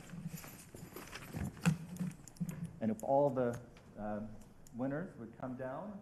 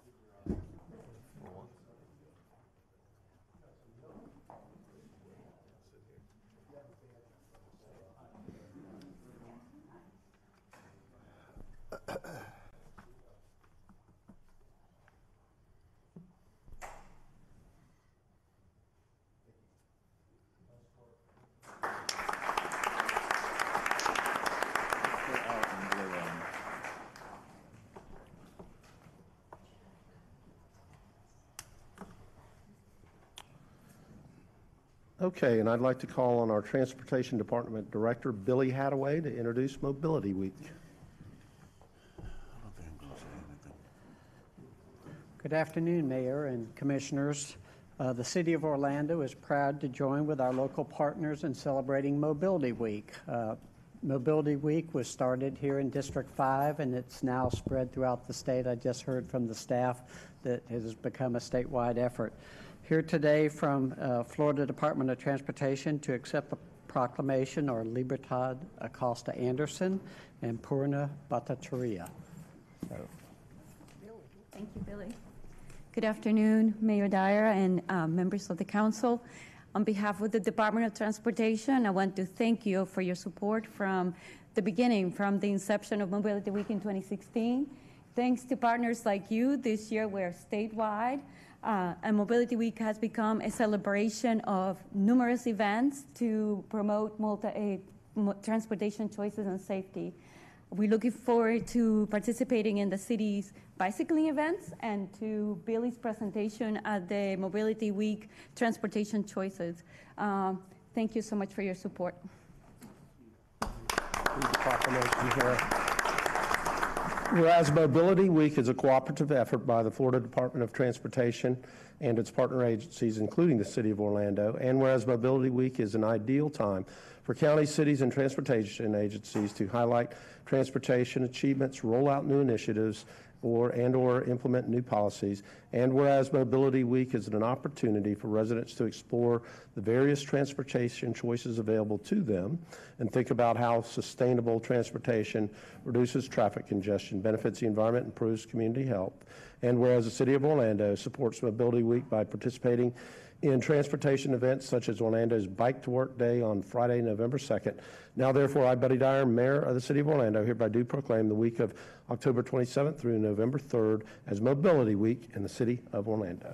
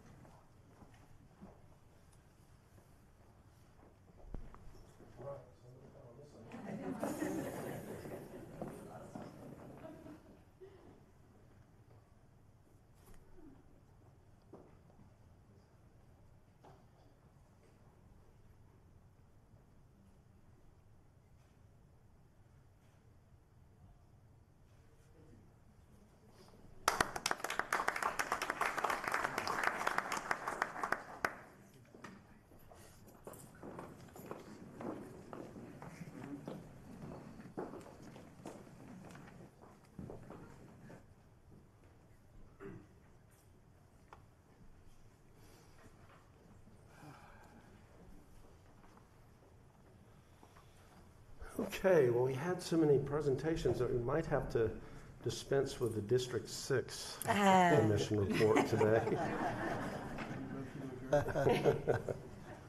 Okay, I am going to go ahead and go into the mayor's update. Exciting day in city council chambers. If you are in a seat that has a power outlet on the right side, it officially works. So you can plug in and look at everybody thinking, oh, wow, okay, I can plug my phone or my computer or whatever in. We needed to do some things down on the first floor to bring the power up through the seats. So are there some power outlets that everybody can see out there? Okay. Veterans Day is coming up, and appropriately enough, we honored Michael, and we'll host the 19th Annual City of Orlando Veterans Day Parade on Saturday, November 10th. The theme this year is honoring Purple Heart recipients and their families. We'll be joined by our council and our chair and our new chair. So come celebrate. It starts at 11 o'clock on that Saturday. I'm proud to say that OPD and OFD joined OUC in sending personnel to the Panhandle to assist the thousands that were impacted by Hurricane Michael. I have an opportunity to welcome home part of the police units that were up there last week, and I know fire came home over the weekend, so I want to thank all of them for going up and representing the city. We always get a lot of help when we have needs, and it's good for us to be able to pay it forward, and I know that the Panhandle was just devastated, so we want to keep them in our thoughts and prayers and also be proud of our personnel that went to help. Let's see, a couple items on the agenda today. Oh, we have a new police chief, so we will have a change of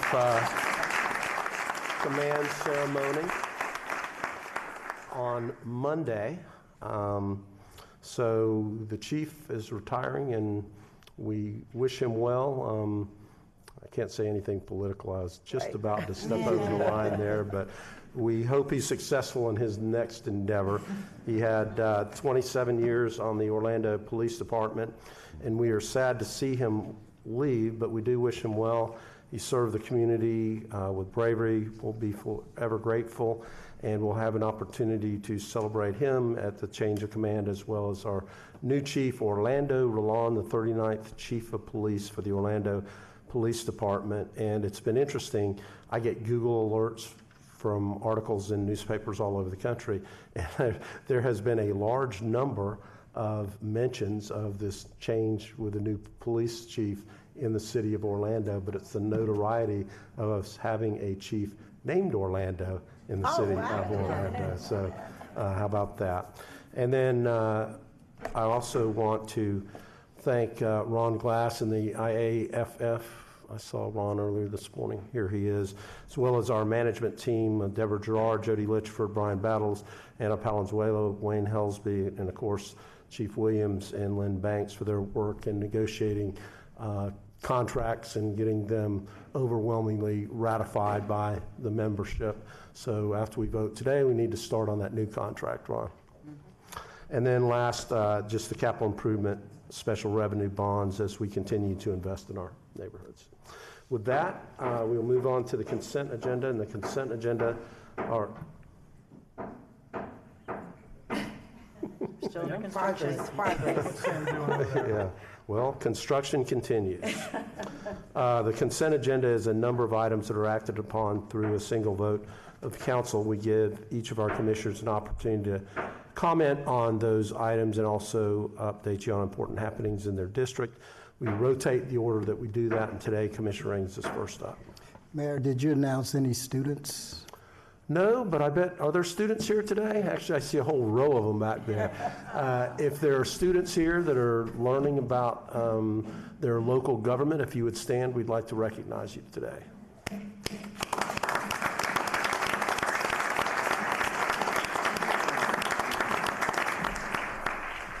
Thank you for that catch, Commissioner. Thank you, Mayor. And I'd also like to congratulate the new Orlando Police Chief, Orlando Rolón, the 39th Police Chief for the City of Orlando, and congratulations to you. It's always been a pleasure working with and around you, and really just happy to see you evolve into the area that you're in now. So it's most deserving for you. And Chief Mina, thank you for your service. Chief Mina was a sergeant in CID when I was a captain in CID. So I had to throw that out there to let him know. Orlando, yeah, you work for me too, right? All right, say it now so everybody can hear. But see, that's the quality of people, Mayor, that I developed, you know, doing my time. It's funny that neither one of them disclosed that when And the only reason because they wanted to make sure they kept being chief for a good little while. But I want to congratulate you, Orlando, and Georgina, you know, the First Lady of OPD now, so that's a great honor. And I know, Orlando, you're going to do well within your position. Also, this past Tuesday, October 16th, I attended the Leftovers, the documentary at the Beardall Senior Center, and I joined Orlando Mayor Buddy Dyer and Seniors First at this event. This event had a panel that was also there. Commissioner Robert Stewart was also present at this event too. I was looking for the note on that.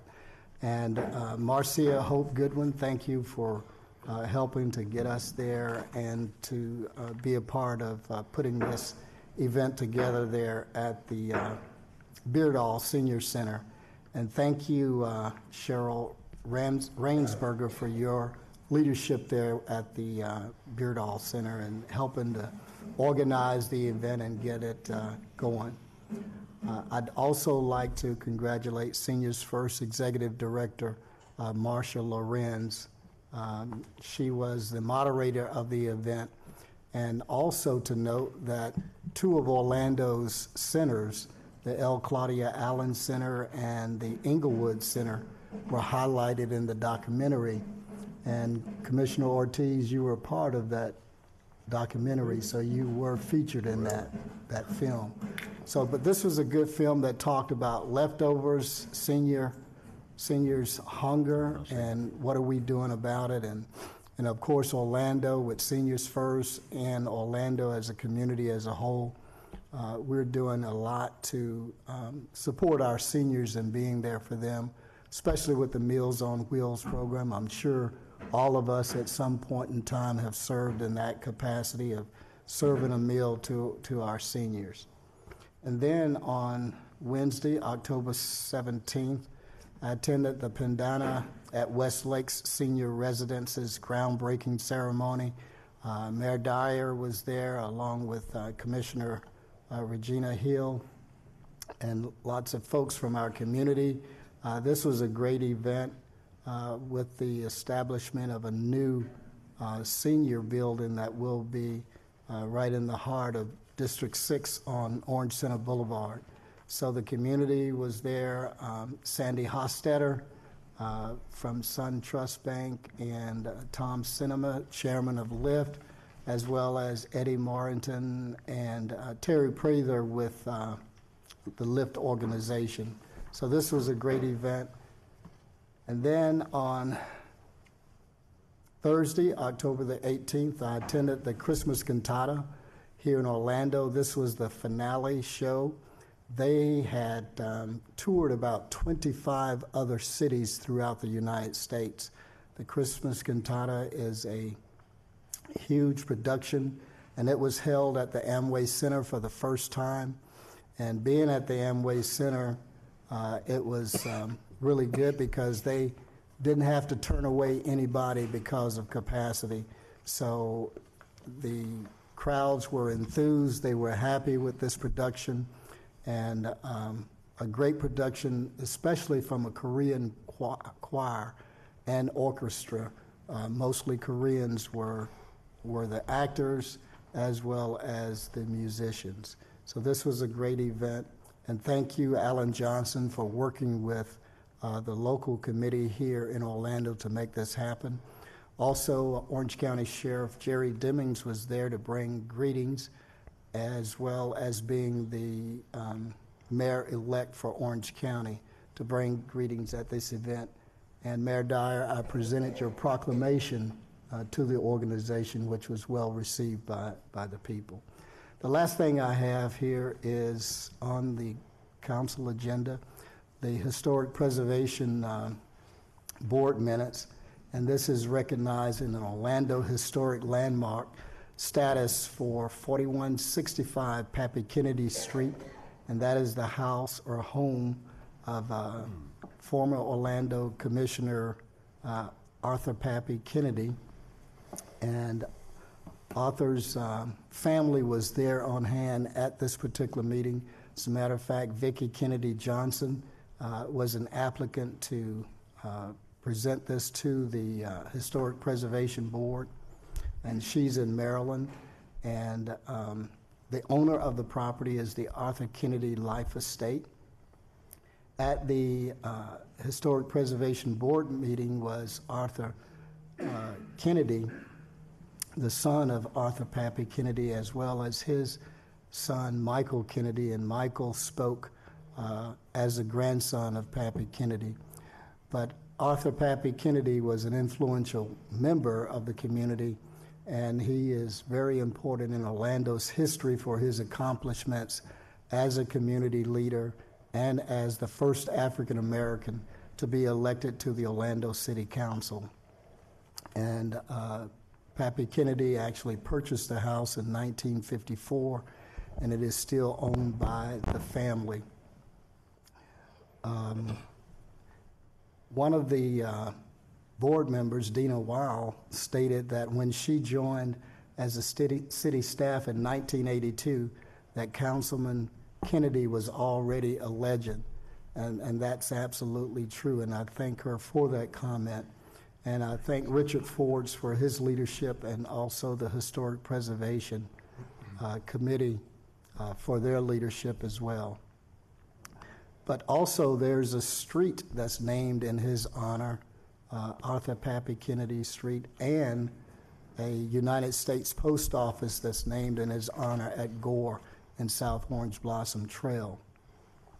But I think, Mayor, that now that we are at this level in this area, it is a perfect time for us to plan a dedication of the Arthur Pappy Kennedy historic site and also erect a historic marker there.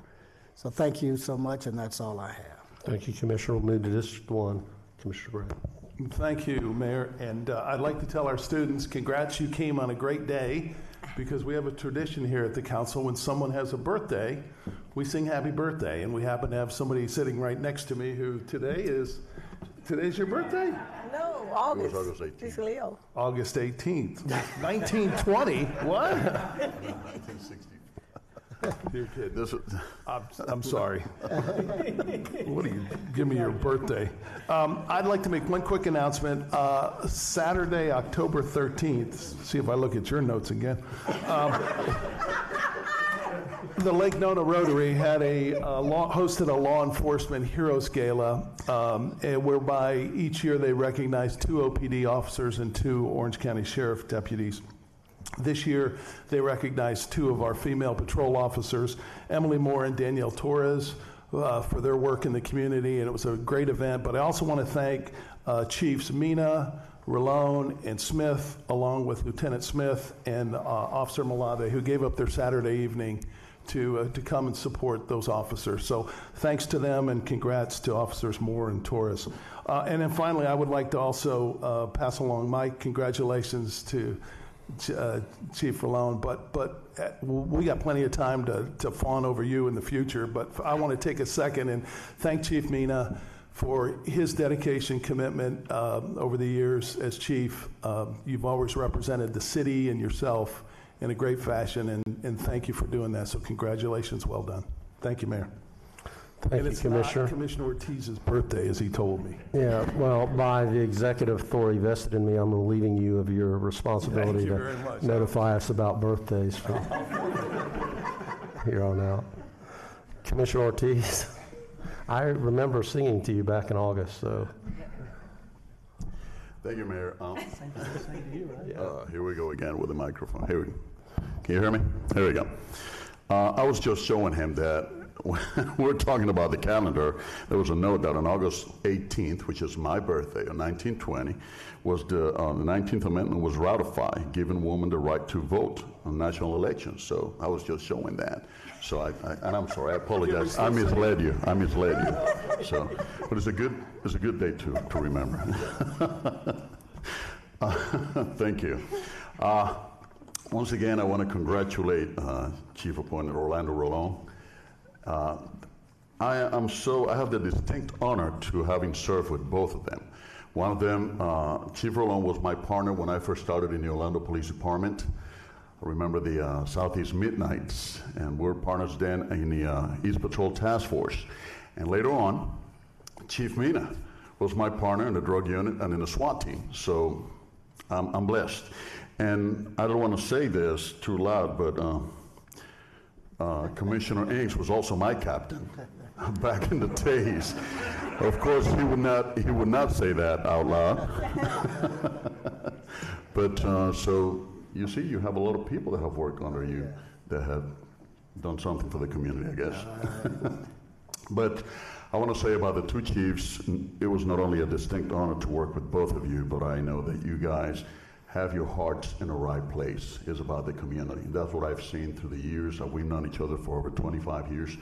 And I have always been proud of this friendship, this brotherhood, because you guys have the heart in the right place. It's all about the community. It's about what's best for the community. So my good old friend, Chief Mina, I wish you the best of the best.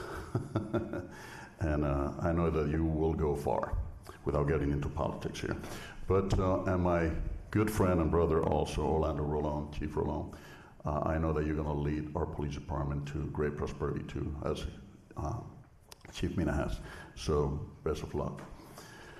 All right, now back into our business here on Saturday, October 13th, Gateway Orlando, our District 2 Market Street program, hosted another successful signature gala.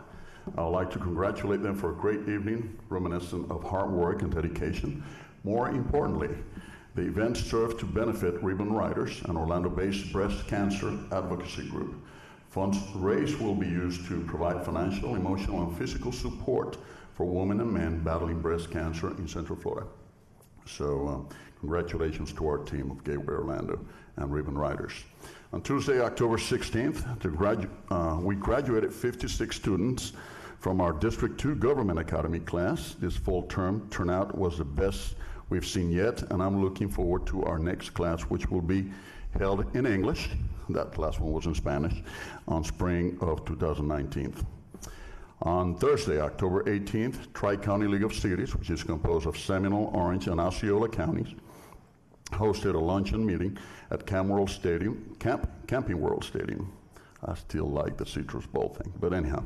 I want to thank everyone involved in the process of bringing all of our members together. Mayor, thank you for your presenting and welcoming to the City of Orlando, to all the members of the Tri-County League of Cities. Commissioner Stewart was there. I believe Commissioner Inks, you were there too, weren't you, Commissioner Inks? I think you were, anyhow. If you weren't, I'm putting you there. But I want to especially thank Ms. Kathy Russell and my aide, Laurie Campo. They really did an amazing job putting the whole thing together. So, a couple of important days that are coming up. This Friday, October 26th, from 6:30 to 8:30 p.m. Military time would be 1830 hours to 2030 hours. At the Englewood Neighborhood Center on 6123 La Costa Drive, we are hosting our annual District 2 Fall Festival, and I would like to invite all of you to join us. There will be plenty to do for the kids, including bounce houses and face painting. We also have a few good food vendors and raffles, so come on out and have some fun. Also, Thursday, November 1st, from 6 p.m. to 8 p.m., 1800 to 20, at the Englewood Neighborhood Center, OUC will be hosting Fall Into Savings. Dinner will be provided. All you have to do is contact OUC for a free reservation. For more information, simply check our Facebook, and that's all I have, Mayor. Thank you, Commissioner. We'll move to District 3. Commissioner Stewart. Thank you, Mayor. Let me also extend my special thanks to Chief Mina. The mayor had offered to go ahead and change the town name of Orlando to Mina for a day, but I thought that wouldn't be a good idea since it would match Orlando Rolone, so I appreciate that. Mayor is right. The news feeds we get all across the country aren't how wonderful you are, Chief Rolone. It's you have the name Orlando. Who else could be a better chief than Orlando Rolone? Those of us who have worked with both of you know that we're so proud of each of you. And especially, let me just kind of take a little sidebar, especially proud of just OPD over the years. Because they've continued to develop and groom wonderful leaders for our community. And Mayor, a lot of that credit goes to you. I've had a chance to serve here with, I guess, 4 or 5 now, and each one have been such a highest caliber. And I think it has to do with our commitment to training, our commitment to community service, and commitment to ideals that we believe in. And so for that, congratulations. And Chief Rolone, you'll do a great job continuing that leadership. Let me also say, I don't normally do this, but I'm just going to go off the script just a moment. Yesterday in the Orlando Sentinel was an insert for the Orlando District Rotary Clubs. If you can get a chance to look at it, I want you to go look at it. This next year, the Orlando Rotary Club, started by the Orlando Rotary Club, is celebrating their 100th anniversary. And they were just sharing some of the things that the Orlando Rotary Clubs do throughout the entire community. Get a chance to look at that. I mention it because they are now the new sponsor of the Christmas parade in downtown Orlando. So those who are interested in being involved in that, you can get online and be involved in a new upcoming Christmas parade. We have another retirement coming forward. Don Price is retiring, and all of our institutional knowledge about history is going to be now embedded in only a few other people. And thank you, Richard, for your leadership. So we have to figure out how to pick all of y'all's brains to have all the history we need of the city of Orlando. But we're excited about Don's new career path and looking forward to continuing to work with him in his role as our, we got to come up with some term, some storyteller emeritus or something like that there. Michael and Julie have left. Michael has done a wonderful job leading our veterans in some difficult, challenging times of taking over for Paul and difficult challenges in personality. He has been a real stalwart in terms of making sure that what we're doing is right for veterans in our community. He was a great choice, Mayor, and I want to tell you how much I appreciate him being involved in that. A couple upcoming events I want to share. One is the Manila Museum is offering for our pets a Halloween fun this Saturday, October 27th, from 4:30 to 6 o'clock. It's a costume party for pets. It's a new thing. I don't get it, but people do that. So at ManilaMuseum.org will be a part of that. I just can't figure out why you dress your pet up. I just don't know. Lou Gardens got some great new stuff coming up. The Ribbit the Exhibit 2 starts on November 1st. November 2nd is a movie night with the movie Avengers Infinity War. And then the story time on November 5th. Come out to Lou Gardens and get a chance to enjoy a great amenity. The weather's going to be great, I was told. The November 2nd is where the fun starts golf tournament, again, benefiting our recreation department, and we help raise money for those who can't afford much of the services that we provide, and we offer them as scholarships. This is our way to doing that. November 2nd is a small little football game called the Battle of the Barrel over at Edgewater High School. The last time Commissioner Sheehan showed up, Edgewater lost. Show up so again. This time, Commissioner Sheehan. I know it's always 2-on-1 here because we got Patty representing Boone, and then we got another graduate of Boone. So it's I'm excited about that. So we have a chance that Edgewater may actually win this year. So those who want to get involved, it's a great rivalry. College Park Jazz Fest is the next day on November 3rd. So a lot of things are going on. They're all on my calendar. And the last is the tour homes for College Park Neighborhood Association is November 11th, the following week. A couple of things I'd like to share on the agenda. Ron, thank you to you and to our team as well on the negotiations and getting that put to bed. Thank you, I appreciate that. Looking forward to a long relationship and making sure we're working well with y'all. B5 and B6, where's Chris? Thank you for stopping by. I appreciate that. The refunding of that's very important. And you've always been diligent in making sure that we're continuing to save money and limit our risk. And I tell you how much I appreciate that. And in doing that, we're also going to be able to make some pretty good investments in our community. And thank you for that. And Mayor, thank you for your leadership on that, how it's going to impact us really for generations to come. So, and that's all I have, Mayor. Thank you, Commissioner. We'll move to District 4, Commissioner Sheehan. Thank you, Mayor Dyer. And the hallmark of leadership is how you use your power to help others. And Chief Mina, I want to thank you for everything that you did in the most horrible day in Orlando history to save people in my community and how you've led this agency with honor. And I want to thank you for your service. And congratulations, Orlando. But I'm going to tell you, you still have to do the noise ordinance. Still have to enforce a noise ordinance. That's really important to folks in my district. Over the weekend, we had Merce Cold Naismith did an amazing job of showcasing the arts community in downtown Orlando. And it was an amazing event showcasing some of the beautiful arts organizations we have. It was open to the public and free. And boy, what a wonderful celebration over the weekend. And I hope we can continue that and realize that the arts in our community are so vitally important and give so many opportunities to young people and to live and grow and learn. And it was just a wonderful, wonderful event. And I too want to thank Don Price for his service to our community, but he is going to continue to do the ghost tours. We talked him into that. So if you're disappointed about the ghost tours, Don will continue doing his ghost tours. That's something that he really loves to do. And on the agenda today, we have item C13, sideward brooding. We're very excited about new business in the Milk District along Bumby. A lot of exciting things are happening along Bumby Avenue. Thank you for that. And item C14, the round building piece, is going to be exhibited at Heritage Square. We're looking for a home for the other pieces of the Brise Soleil. So if anybody's got a public benefit use, we can use those on. We'd love to find a home for those very beloved architectural features from the round building that used to be at Dr. Phillips. And I just had one other thing. I was out over the weekend, and Anthony's Pizza had their 20th anniversary. It was very exciting.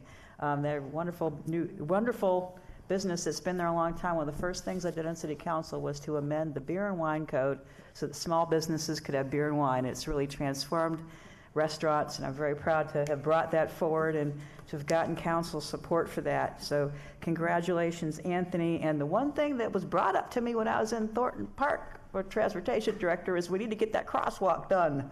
They've been waiting for 4 or 5 years now, and if I got to bring it to council to get it done, we need to get that done for those fine folks in Thornton Park, because that is one of the busiest intersections. It was very busy over the weekend. We have so many street festivals coming up this spring, and we really need to get that crosswalk enhancement done in Thornton Park at Washington and Summerlin.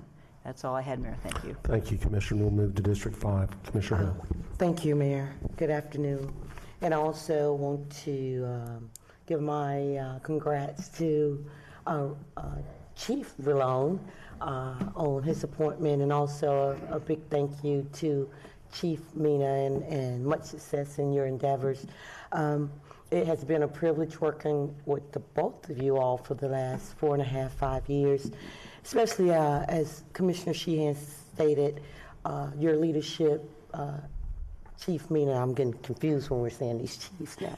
Chief Mina, with your leadership doing polls, but more so here a few years ago when the brown and blue community throughout the country was up in arms, and what you did was make sure you went out to the different brown communities here in the city of Orlando and engaged them and started to breach that gap. And I can truly see how we are now more involved in these communities and accepted. And Chief Villone, you were right there, and we have traveled the nation on finding out best practices when it comes to brown and black males, and you spearheading that. And I look forward to you building upon the work that Chief Mina has done in our inner city communities here in the city of Orlando. Mayor, you did a wonderful job with your appointment. As you stated there at OPD, there were multiple deputy chiefs and regular personnel that we could have chosen, you could have chosen.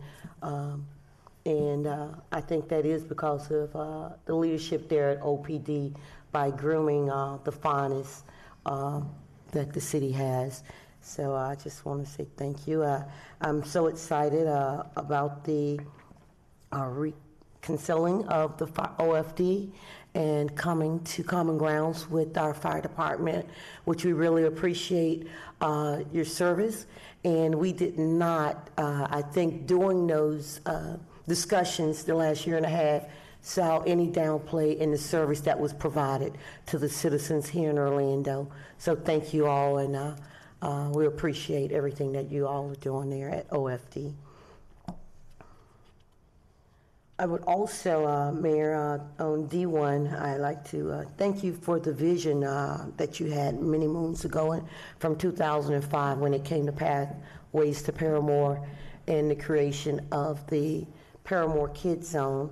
I know there was some discussion earlier in the Agenda Council, and thank you for your continued support with the resources that has been poured into the families and youth lives there in Paramore. And I think from 2005 to current, because of giving those additional fundings, you have seen the needle move when it comes to the turnaround with teenage pregnancy, youth incarceration, I would say health and wellness.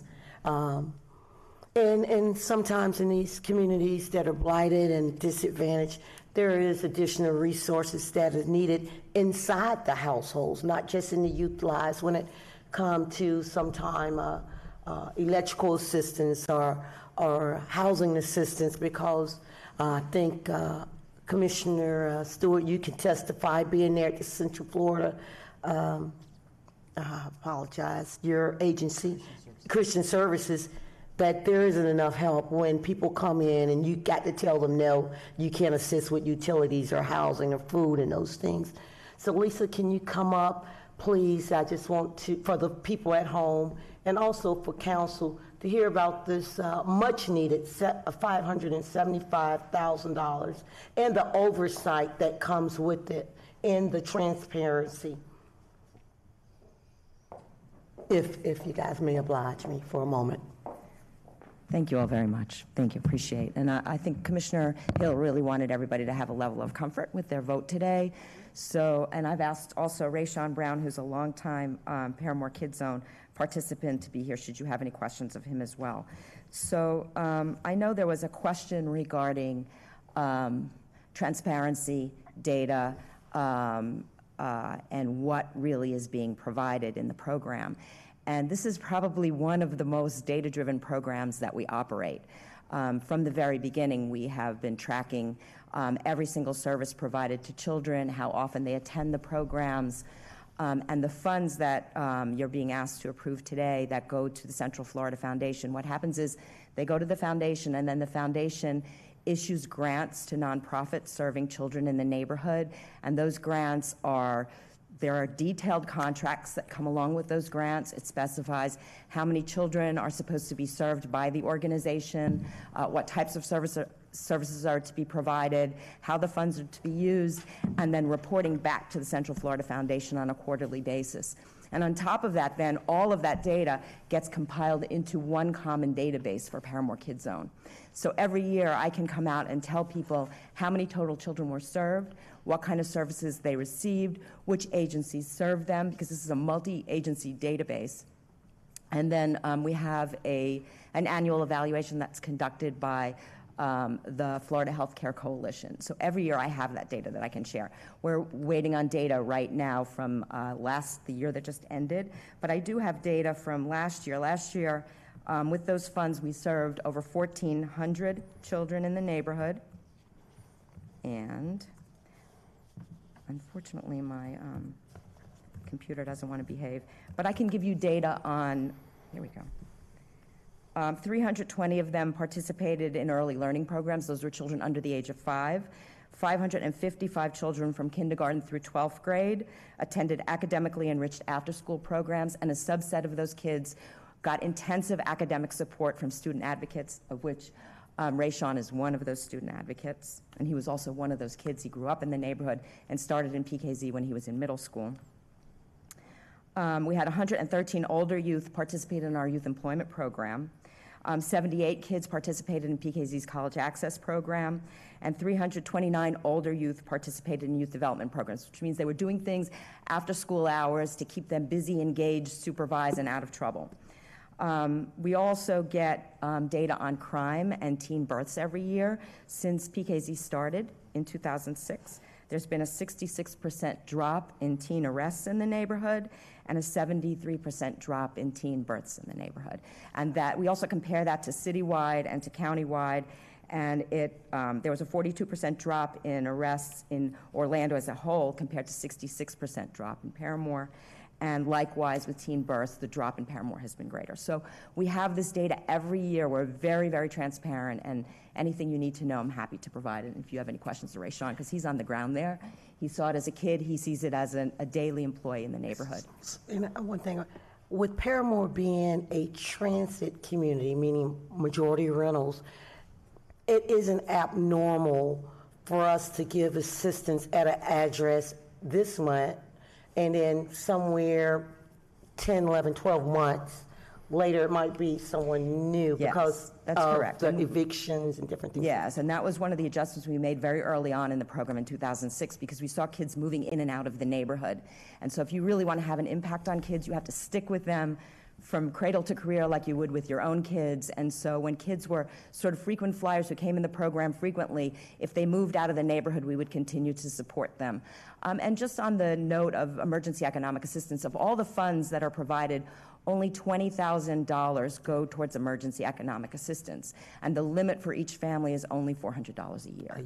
So even, just like Commissioner said about Commissioner Stewart, even PKZ doesn't have enough funds to address all of the emergent needs that families have. Okay. Thank you. Thank you. Thank you. With that being said, Mayor, I just want to make clear, and thank you for all that you all do over at PKZ, and thank you, Mayor, for your continued support and in council. And with that being said, that's all I have. You got a motion? Oh, yeah, I motion to move the agenda. Motion by Commissioner Hill on the consent agenda, second by Commissioner Sheehan. All in favor of the motion indicate so by saying aye. Aye. Those opposed, so the motion carries. Okay, we don't have any ancillary meetings today, so we'll move right to hearings, ordinances, first reading, Madam Clerk, number 1.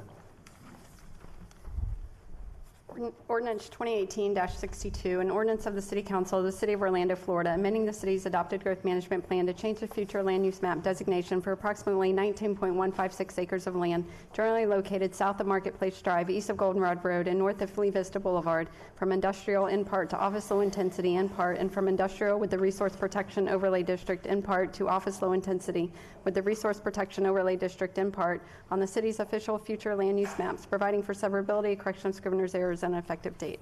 Move to approve. Motion by Commissioner Gray, second by Commissioner Stewart. Is there anyone from the public that would like to testify on this matter? Discussion among commissioners. Hearing none, all in favor of the motion indicate so by saying aye. Aye. Those opposed, motion carries. Hearings, ordinances, second reading, number 1. Ordinance 2018-53, an ordinance of the City of Orlando, Florida, amending the Plan Development Zoning District regulations for the Lake Nona Plan Development, generally located north of the Orange-Osceola County line, south of Dowden Road, east of Boggy Creek Road, and west of Narcoossee Road, and comprised of 6,969 acres, more or less, amending the Plan Development District's development standards and conditions of development, directing amendment of the official zoning map series, providing for severability, correction of scrivener's error, permit disclaimer, and an effective date. Move to adopt. Motion by Commissioner Gray, second by Commissioner Ortiz. Is there anyone from the public that would like to testify on this matter? Discussion among commissioners. Hearing none, all in favor of the motion indicate so by saying aye. Aye. Those opposed, motion carries. All right, number 2, Madam Clerk. Ordinance 2018-57, an ordinance of the City Council of the City of Orlando, Florida, amending the city's adopted growth management plan by updating figure CI 14 to be entitled City of Orlando 2018 to 2023 Capital Improvement Element Capital Improvements Fund Schedule, amending policy 2.2.30 in the capital improvements elements, providing for severability, correction of scrivener's errors, and an effective date. Move to adopt. Second. Motion by Commissioner Ings, second by Commissioner Stewart. Is there anyone from the public like to testify on this matter? Discussion among commissioners. Hearing none, all in favor of the motion indicate so by saying aye. Aye. Aye. Those opposed, motion carries. Number 3. Ordinance 2018-58, an ordinance of the City Council of the City of Orlando, Florida, rezoning certain land generally located south of East Colonial Drive, west of North Fern Creek Avenue, north of Hillcrest Street, and east of Shine Avenue, and comprised of 0.61 acres of land, more or less, from MU2T high-intensity mixed-use corridor with the traditional city overlay district to plan development with the traditional city overlay district, providing a site plan and special land development regulations of the plan development district, providing for severability, correction of scrivener's error, permit disclaimer, and effective date. So moved. Second. Motion by Commissioner Sheehan, second by Commissioner Hill. Is there anyone from the public that would like to testify? Discussion among commissioners. Hearing none, all in favor of the motion indicate so by saying aye. Aye. Those opposed, motion carries. Number 4. Ordinance 2018-59, an ordinance of the City Council of the City of Orlando, Florida, relating to regional public facility designation and signage, approving an amendment to the sign plan for the Amway Center pursuant to Section 64.320 Orlando City Code, providing for conflicts, penalties, severability, correction of scrivener's errors, permit disclaimer, and effective date. Move to adopt. Second. Motion by Commissioner Hill, second by Commissioner Sheehan. Is there anyone from the public that would like to testify on this matter? Discussion among commissioners. Hearing none, all in favor of the motion indicate so by saying aye. Aye. Those opposed, motion carries. Okay, number 5. Ordinance 2018-60, an ordinance of the City of Orlando granting WCA of Florida, LLC, a non-exclusive franchise to provide roll-off container collection and disposal of solid waste within the City of Orlando, outlining franchisees' duties and providing the terms and conditions under which such franchise shall operate, providing for severability and an effective date. So moved. Second. Motion by Commissioner Ortiz, second by Commissioner Ings. Is there anyone in the public that would like to testify? Discussion among commissioners. Hearing none, all in favor of the motion indicate so by saying aye. Aye. Those opposed, motion carries. Number 6. Ordinance 2018-61, an ordinance of the City Council of the City of Orlando, Florida, amending the Orlando Health Plan Development Zoning Ordinance to add approximately 5.8 acres of land to the Plan Development Zoning District, such land being generally located north of West Pennsylvania Street, east of Atlanta Avenue, south of Columbia Street, and west of South Orange Avenue, providing a conforming legal description, PD planning area map, and PD land use plan, providing for severability, correction of scrivener's errors, and an effective date. So moved. Second. Motion by Commissioner Sheehan, second by Commissioner Ings. Is there anyone from the public that would like to testify? Discussion among commissioners. Hearing none. All in favor of the motion indicate so by saying aye. Aye. Those opposed, motion carries. Okay, and ordinance is on first reading, number 1.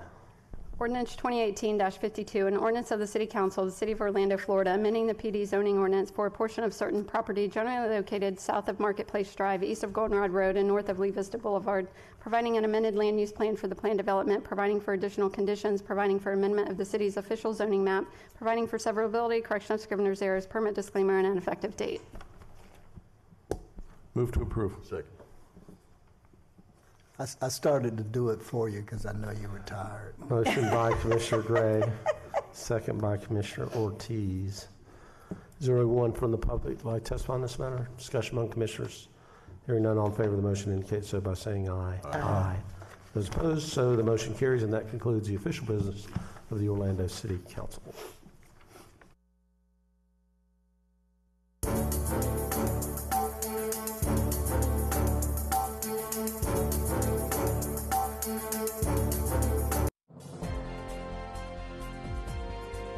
You're watching Orange TV, your government in action, a service of Orange County government.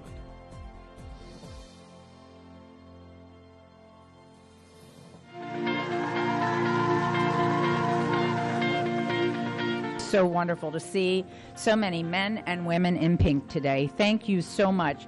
We are all in this fight against breast cancer and all cancer together. And thank you, Orlando Health, for leading that fight. God bless.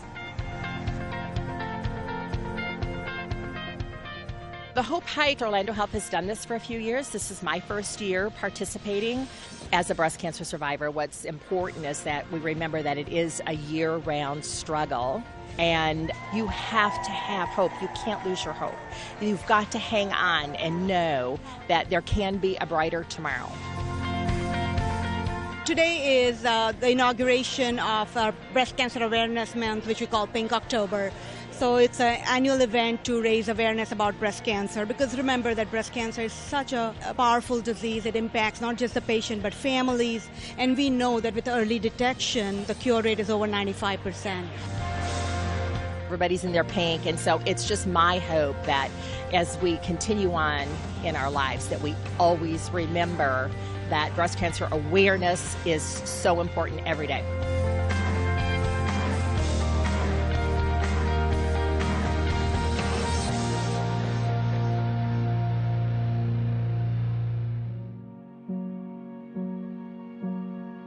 You're going to need me.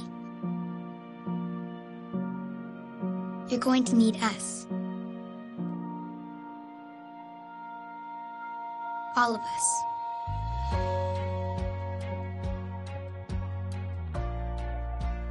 You're going to need our technical skills, our math, our engineering skills. You're going to need our help with your water, your air, your food. You're going to need our organizational skills, our problem-solving skills. You're going to need our determination, our honesty, our compassion. You're going to need the next generation of leaders to face the challenges the future will bring. And we promise we'll be there when you need us.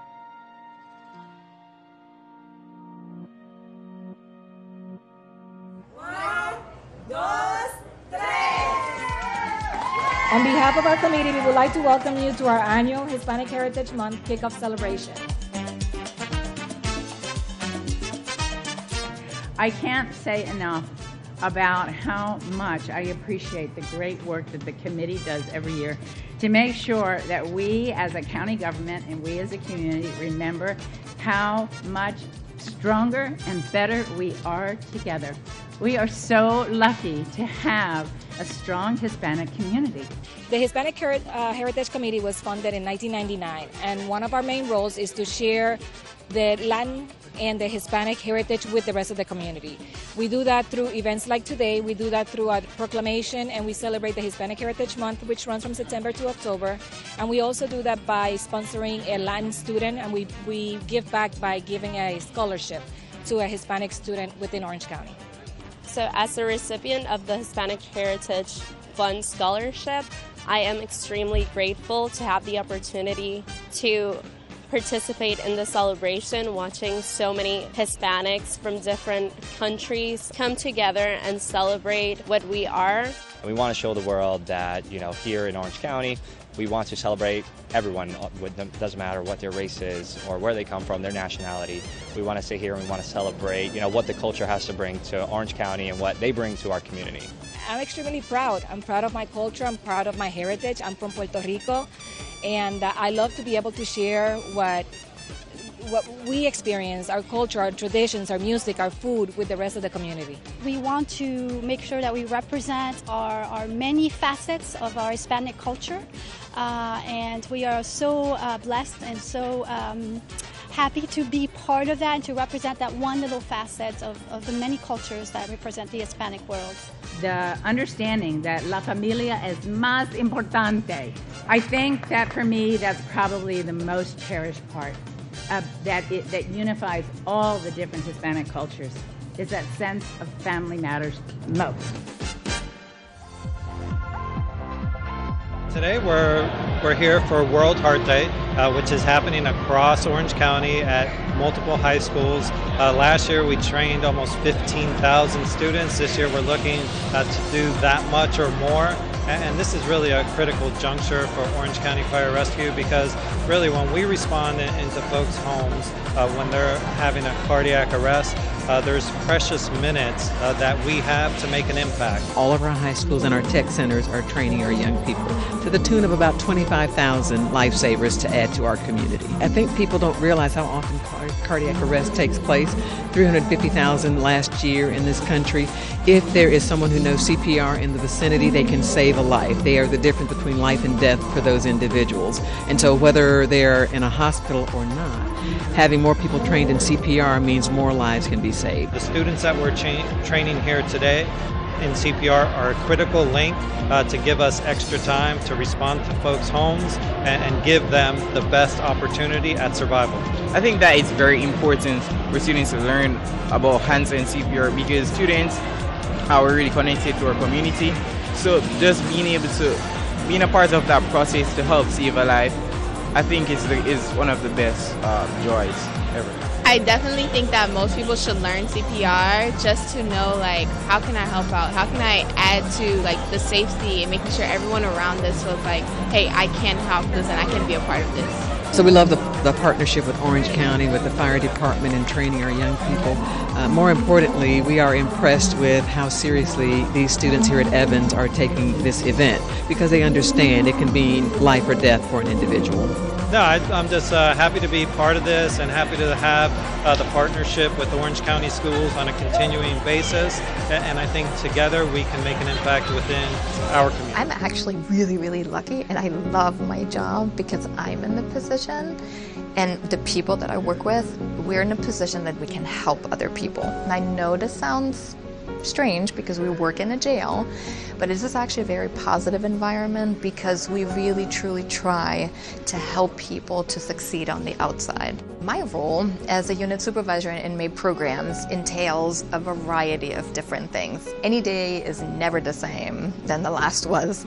I interact with pretty much every department, every division here in corrections. I really, really, really enjoy and like working with my coworkers. The program staff is amazing because they all are in there to help the inmates to succeed in life. I like working for Orange County because I feel that I can make a difference. I can really make a difference in people's lives. We provide so many effective, high-quality programs, and we really give them hope. When an inmate graduates and sits there and has this glow on their face because they finally finished something that they started, that's probably the most rewarding to me when you see the hope on their faces. My name is Lisa Clear Graham, and I am OCFL. Today we're out promoting Stopping on Red. It's National Stop on Red Week. It runs August the 5th through August 11th, which is perfect timing because school's starting back here. And it's a really good time to start reminding people to slow down, watch out for those kids who are walking and biking, especially at intersections. And make sure you stop before the stop bar and not in the crosswalk so that they can cross safely. This intersection is the intersection of Silver Star and Pine Hills Road, and it's a major intersection where a state road and a local road meet. And it has had a lot of pedestrian and bicycle-related serious and fatal injury crashes. We've been doing this with the Florida Department of Transportation for about 3 years. They pulled us in about 3 years ago, and we have direct inroads into the community. And when there's an effort afoot that is geared at raising awareness, raising safety for our pedestrians, for our bicyclists, for anybody that transverses the corridors in Pine Hills, we want to be a part of that. Working with Orange County, working with all of our partners here, Walk, Ride, Thrive, Best Foot Forward, working with all of our law enforcement partners, Links, all of the different partners here, including our neighborhood association, the people that live right here in this community. By all of us working together, we can build roads as safe as possible, but if we all work together to educate everybody, we know people are going to use it correctly, and we're going to improve everybody's safety. The Walk, Ride, Thrive program was started several years ago by Mayor Jacobs in an effort to get education out there about crossing carefully, driving carefully. It's also a part of larger projects. We've done a lot of mid-block crossings and crosswalks and ADA ramps in order to get locations in Orange County to be a lot safer to cross. We feel that partnering with all our agencies together kind of makes us stronger. We are here to support DOT because they are very supportive of us, of all the initiatives that we have. It only takes a moment to stop on red, and it only takes a moment to take a life. And we want everybody to stop on red because Alert Today, Alive Tomorrow, their motto is safety doesn't happen by accident. So we all need to work together to curb these behaviors in order to save each other's lives.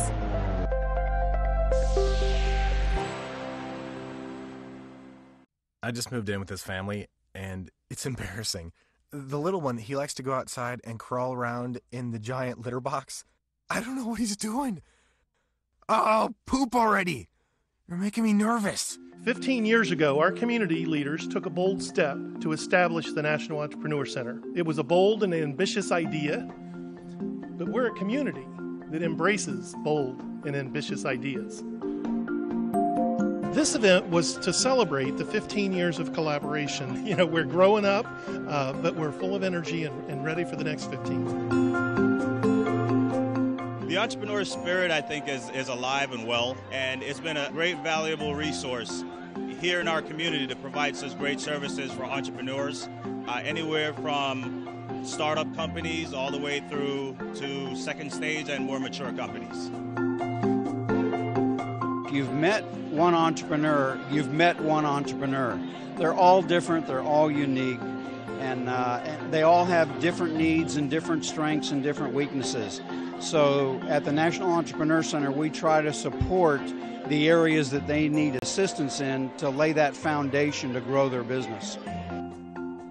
When I hear entrepreneurs who have ideas and they come to a place where they can get all the resources put together to assist them in getting that idea to market and become successful businessmen and women. And that's what it's all about. Very important to recommit to that purpose and to recommit to the National Entrepreneur Center because its work is so vital. And so this was just a great event.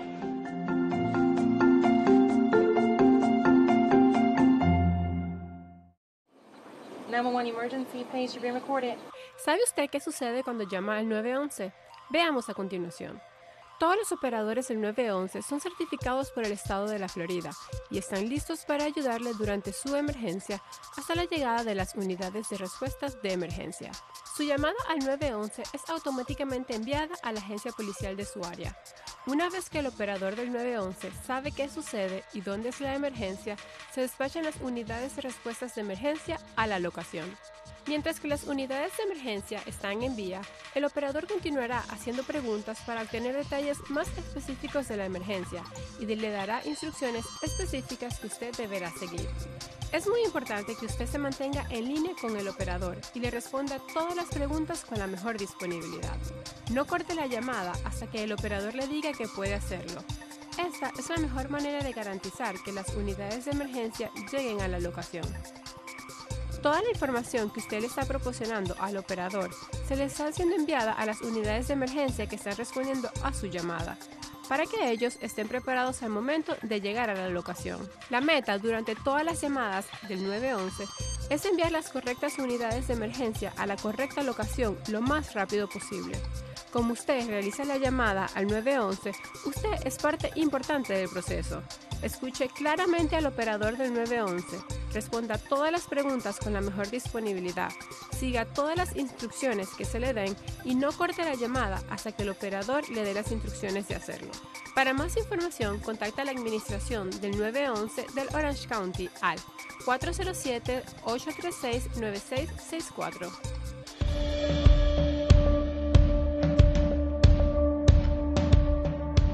Changemaker Awards this evening is to recognize those in the community first who have made significant impact or change in the community for the better.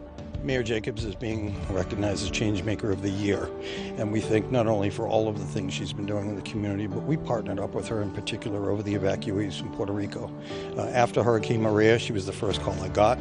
She told me she wanted to partner up with us, and her charge to me was to make sure not one person spent one night being homeless. And I thought that was a pretty bold commitment on her part, and we're honored that she chose us as a partner.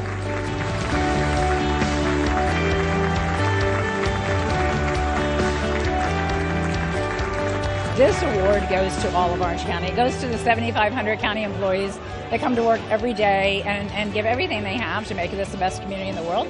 And it goes to the citizens across Orange County that have responded to one emergency after another, from all the people that gave blood after Pulse to all the outpouring of donations and support that came from the evacuees from Hurricane Maria. This is a really special community to live in, and it's been just an incredible honor to be able to serve.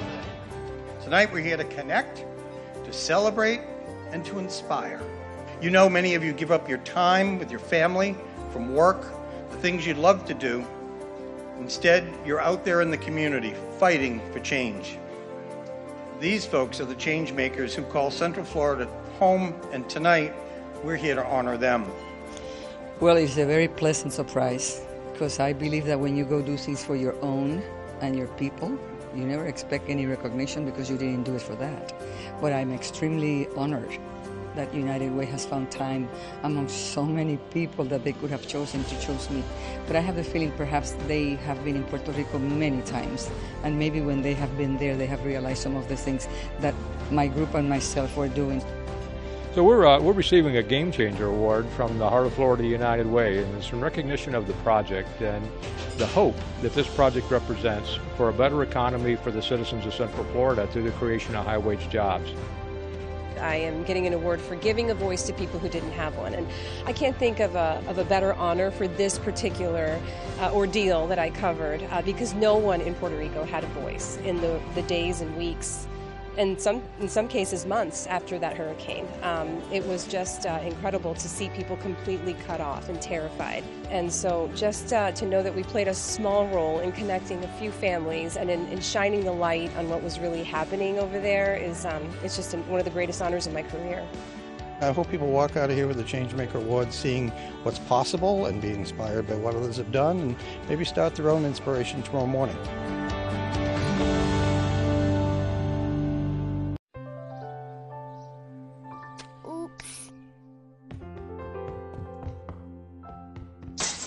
Uh-oh. Get on top of it before they do. Every 24 minutes, tipped furniture or a falling TV sends an injured child to the emergency room. Preventing tip-over incidents is easy, inexpensive, and only takes 5 minutes. Learn how to secure your furniture and TVs to protect children at anchorit.gov. I'm so excited. I am so excited. This link is going to make a huge difference as well in just the overall ridership, how convenient this is going to be. Get them off of I-4 and let them ride a train, work while they're riding, and arrive comfortably, safely where they need to go. So this is a very exciting moment in history for Central Florida. Now we're finally getting to open SunRail down into Osceola County. It's very exciting. The extension from all the way from DeBerry to the Poinciana station in Osceola County, it's going to open up a whole new world for SunRail riders. It's going to be very exciting. We're standing at the SunRail station in the community of Meadow Woods, which is in District 4. We have been waiting years for this new station to open. The entire community is thrilled to have it. This is just amazing to see everybody come together and share this vision that is SunRail. It's been $2.5 billion of investment around the stations. As you can notice, more to come. It's 17,000 jobs for our residents. So this is huge for Central Florida and for the future of Central Florida. You know, whenever you're operating a rail type operations, you have to have that connectivity back into the community. So Lynx is using fixed route buses to connect to the SunRail stations, and this is such a wonderful opportunity to share with the community how great these new services are going to be. Every minute you're stuck in traffic is a minute you could be doing something else, whether it's for yourself or spending time with family and friends or meeting new people. That's what SunRail provides. It provides you an opportunity to get a little bit of your quality of life back and not sit in traffic for so long, and just a little bit of sanity in this world that can be so insane. As we expand this, we get more and more people that are able to use it, getting people off the roads, giving them a much more comfortable, safe way to get to and from work is extremely important. It's a miracle that springs forth to feed us, to clothe us, to bring us joy. A miracle prompted by rain and warmed by the sun. But few realize without healthy soil below ground, there would be little life above it. Learn more about this miracle under our feet and how we're working with farmers and ranchers to unlock the secrets in the soil.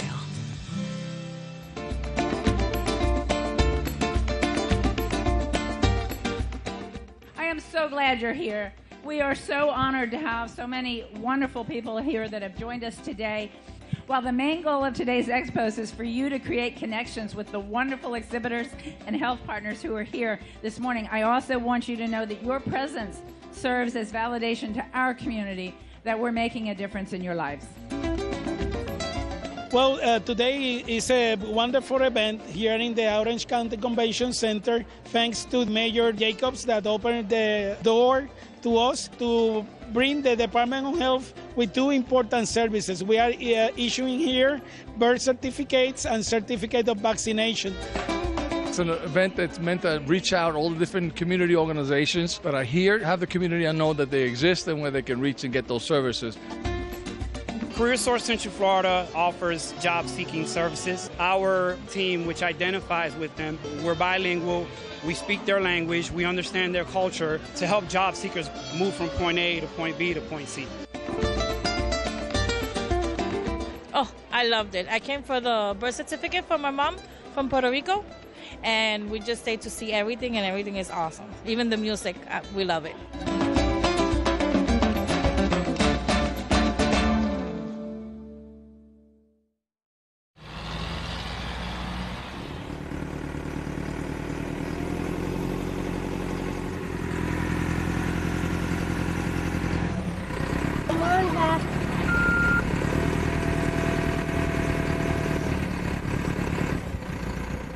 Would you slow down if your child were here?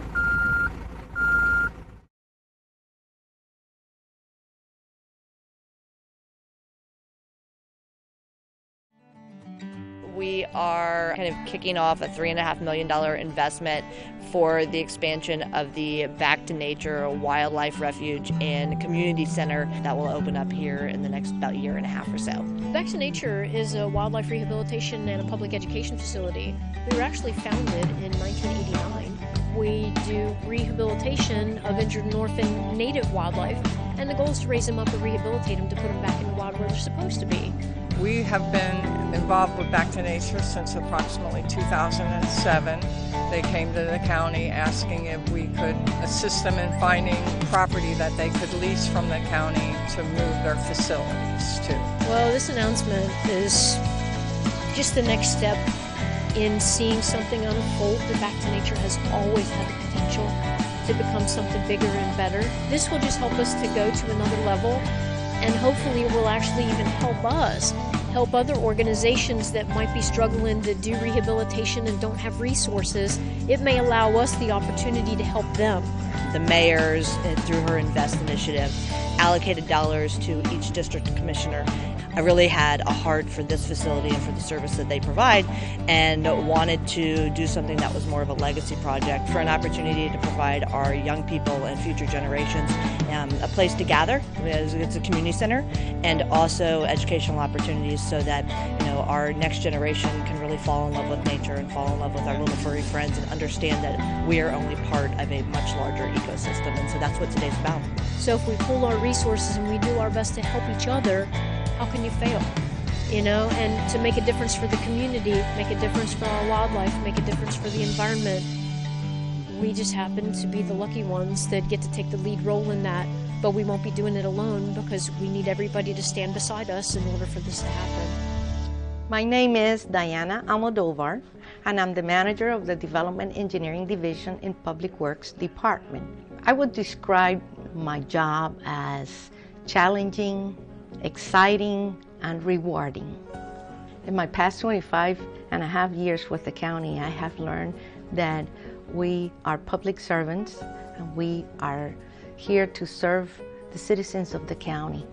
They come in daily to our counter, to our offices. They meet with us as long as we can provide them with the information they need to move forward, to complete their projects. That is the most rewarding part of our job.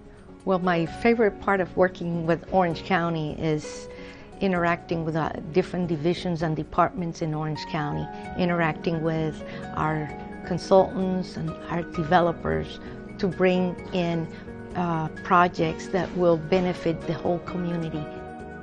My name is Diana Almodovar, and I am OCFL.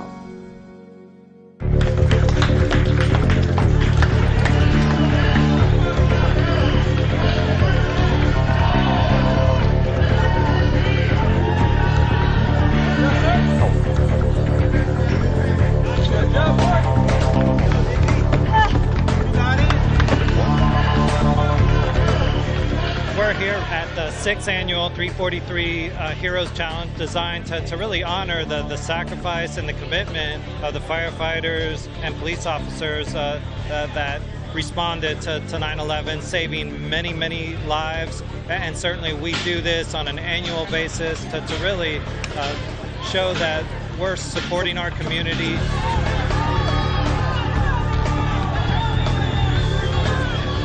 This is a tradition. It's become an unfortunate circumstance that we triumphed into a celebration for not only our firefighters, but for our community.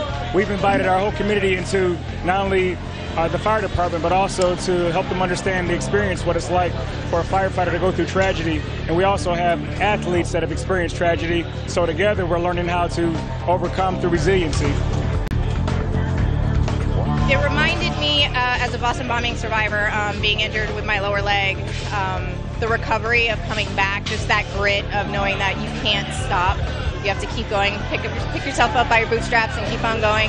That's what this reminded me of, is, every hardship you have, there's going to be something around the corner that's going to be even harder, but that you have to keep on going on to that very end until you achieve what you want to achieve.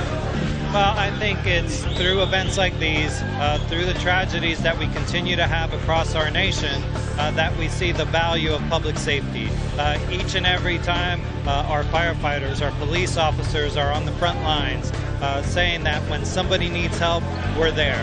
And we will continue to be there for each one of our community's needs.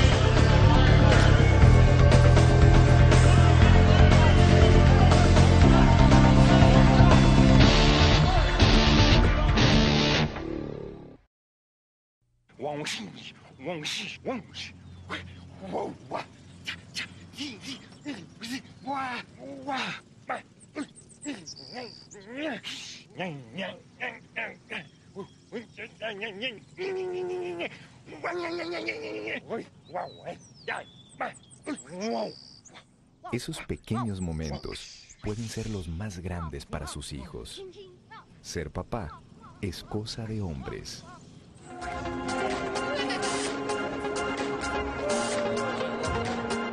Every year we do the recovery walk. Orange County gets involved, MCAN gets involved, a lot of organizations in our community get involved. And basically, it's just to show people that recovery not only is possible, but there's a lot of people that celebrate it, can do it, and unite together, because connectivity is everything. And that's what this is all about, people coming out and supporting people that suffer from the disease, and people with the disease coming out and knowing, wow, life can be fun again, because it's all about living life.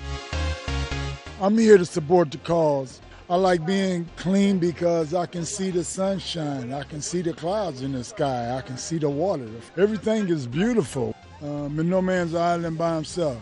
You can't do it alone. To me, this event is so important. It's about recovery.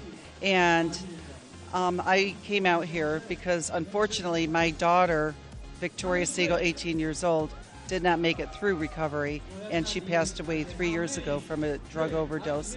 And we're here to save lives, and we're getting a voice out, and that's what's really important to us. Woo! Well, I walked around Lake Eola. I celebrated life and recovery with a lot of amazing people, and we're out here, we're walking for recovery, for awareness, and for people who aren't here with us anymore today, and all the people to come to recovery. The 2018 Recovery Walk is important because as long as we can love and support our people and show them that they are important, they will recover. It's just needing that love and support, and we're not going to shy away, and we're not going to hide our faces. So it doesn't matter. We've all had failures in the past. We've all done things that we regret, things that were harmful to ourselves and others, but it's about how you recover. It's about getting back up.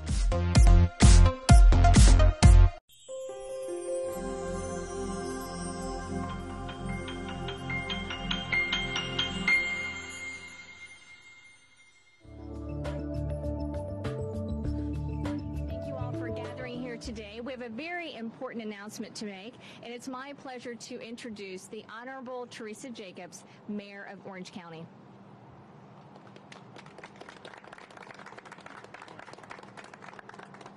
Good morning, and Carol, thank you so much. Thank you for the introduction, but thank you for your leadership on this. Ladies and gentlemen, welcome. The launch of this project represents tremendous hope for Orange County and Central Florida families and individuals who are struggling with the heartbreak of addiction. It also represents our tremendous culture of compassion and collaboration. Since the onset of the opioid epidemic, this community, like none other, has banded together.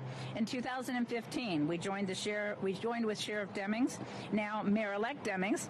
We launched the Orange County Heroin Task Force, a collaborative, multidisciplinary group that was comprised of 22 local community leaders from law enforcement to judiciary, healthcare, treatment, education, and prevention. And from that task force, we came away with 37 recommendations. Some of the most important recommendations: we formed a pilot program at our Orange County Jail, where we're providing Vivitrol to all medically eligible inmates. Vivitrol is an extended release injection medication that blocks the effects of heroin and opioids and reduces cravings. This gives those who are seeking treatment an upper hand, if you will, on dealing with that treatment. And the Orange County Jail was also the first in the state to provide Narcan to inmates upon release. We also effectively advocated for the passage of legislation that targets drug dealers that are dealing specifically in opioids like fentanyl. Fentanyl is 100 times, up to 100 times more potent than heroin, but fentanyl was not classified as a Schedule I drug. Possession of 10 grams or more will now be a first-degree felony. The bill, which received bipartisan support, also stipulates that drug dealers could be charged with murder if the distribution of the drug is proven to be the cause of death of the user. This is real progress here in the state of Florida. Governor Scott signed the bill into law on June 14th, 2017, and that was followed by a decision by our Chief Judge, Fred Lawton, at the 9th Judicial Circuit, who is also a crucial member of our heroin task force. He has doubled the amount of bonds for first and second degree charges of heroin trafficking and fentanyl trafficking, another key tool in the deterrent of the trafficking. The Heroin Task Force was also a springboard for the standing order legislation. What standing order means is it means that any citizen, any resident in this state can go to their local pharmacy without a prescription and get Narcan.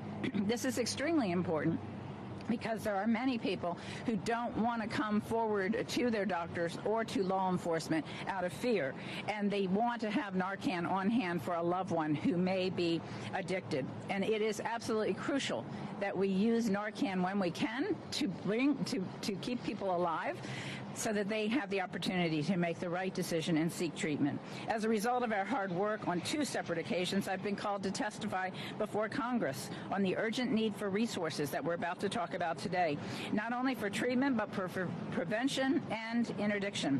As part of these resources, I'm proud to note that last year, in follow-up to another task force recommendation, we launched the Heroes Against Heroin website, where families across the state and across the region can access treatment information, view naloxone training videos, learn more about opioid epidemic, and access our educational toolkit and prevention resources. At the conclusion of the heroin task force, the Orange County Sheriff's Office and Orlando Police Department joined UCF Police Department in equipping their first responders with naloxone. And I'm proud to say that over 1,400 law enforcement officers are now trained and equipped with naloxone to date. And they have saved over 260 lives since we started this program just about 2 years ago. Naloxone is a vital component in the fight against opioid epidemic facing the nation, and it is equally important that we seek treatment. Florida has recently been awarded the SAMHSA State Opioid Response Grant in the amount of $100 million over the next 2 years to increase the access to medically assisted treatment for opioid addiction, recovery support services, and naloxone. We're glad to be partnering with the Florida Department of Children and Families to the Naloxone Leave Behind project. Through state funding, we have the opportunity to equip every emergency transport unit, like you see here, in Orange County Fire Rescue Department with naloxone kits that will be distributed to families and loved ones of those at high risk of experiencing opioid overdose. Orange County Fire Rescue is leading the way in this initiative as the first fire department in the state to implement this critical life-saving project. These kits will be distributed at the scene of suspected opioid overdoses and will provide families and loved ones with information on how to administer the naloxone. The kits also include handouts on the Heroes Against Heroin website, as well as 211 number, the United Way Information Helpline, that will provide treatment resources in Central Florida and information on how to access medically assisted treatment for opioid addiction throughout Central Florida healthcare systems. We know that there is still much work to be done to combat this epidemic that's destroying families and taking too many lives. And we know that this disease does not discriminate. But as I stand here before you today, I have hope. I'm encouraged with programs like Project Leave Behind that provide the opportunity to train and equip family members, loved ones, and friends with medication that can assist and save someone's life and get them started on the path to recovery. In closing, I'd like to make a special mention and thank you to Ms. Austin Coy, a University of Miami medical student who's from Orange County, who reached out to Dr. Sharon at the Orange County Health Department, who then connected her to Orange County Fire Rescue leaders. I believe that Austin is also working with the Miami-Dade Fire Department about implementing a similar program there. Austin, keep up the great work. I like to think that you have something that we refer to here as public DNA. You're just born to do good for other people. So God bless you and keep on that mission. Today, I want to thank all that have participated in this effort, especially the members of our Heroin Task Force and people like Austin. Thank you. And on behalf of Orange County's children, families, and at-risk adults, I urge you to keep up this very, very meaningful work. Thank you.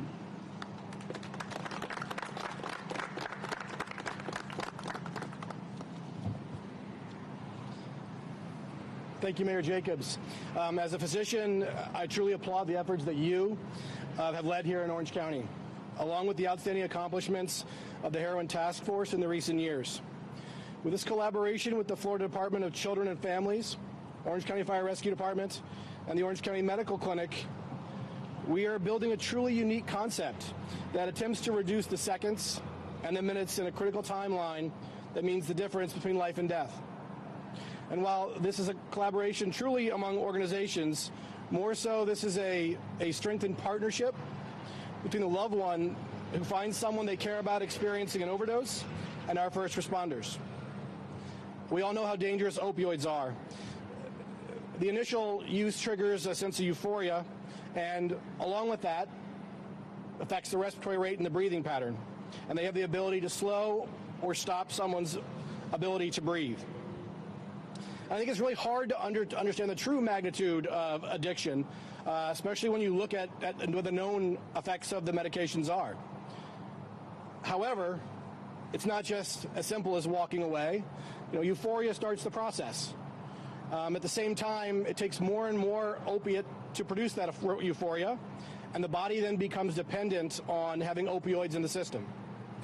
And over time, without the presence of opioids, folks who are struggling with addiction, they tend to use as well to fight off the effects of withdrawal. So jitters, anxiety, stomach pain, cramps. It's truly a miserable experience. And so as it's commonly known, is an opioid antagonist.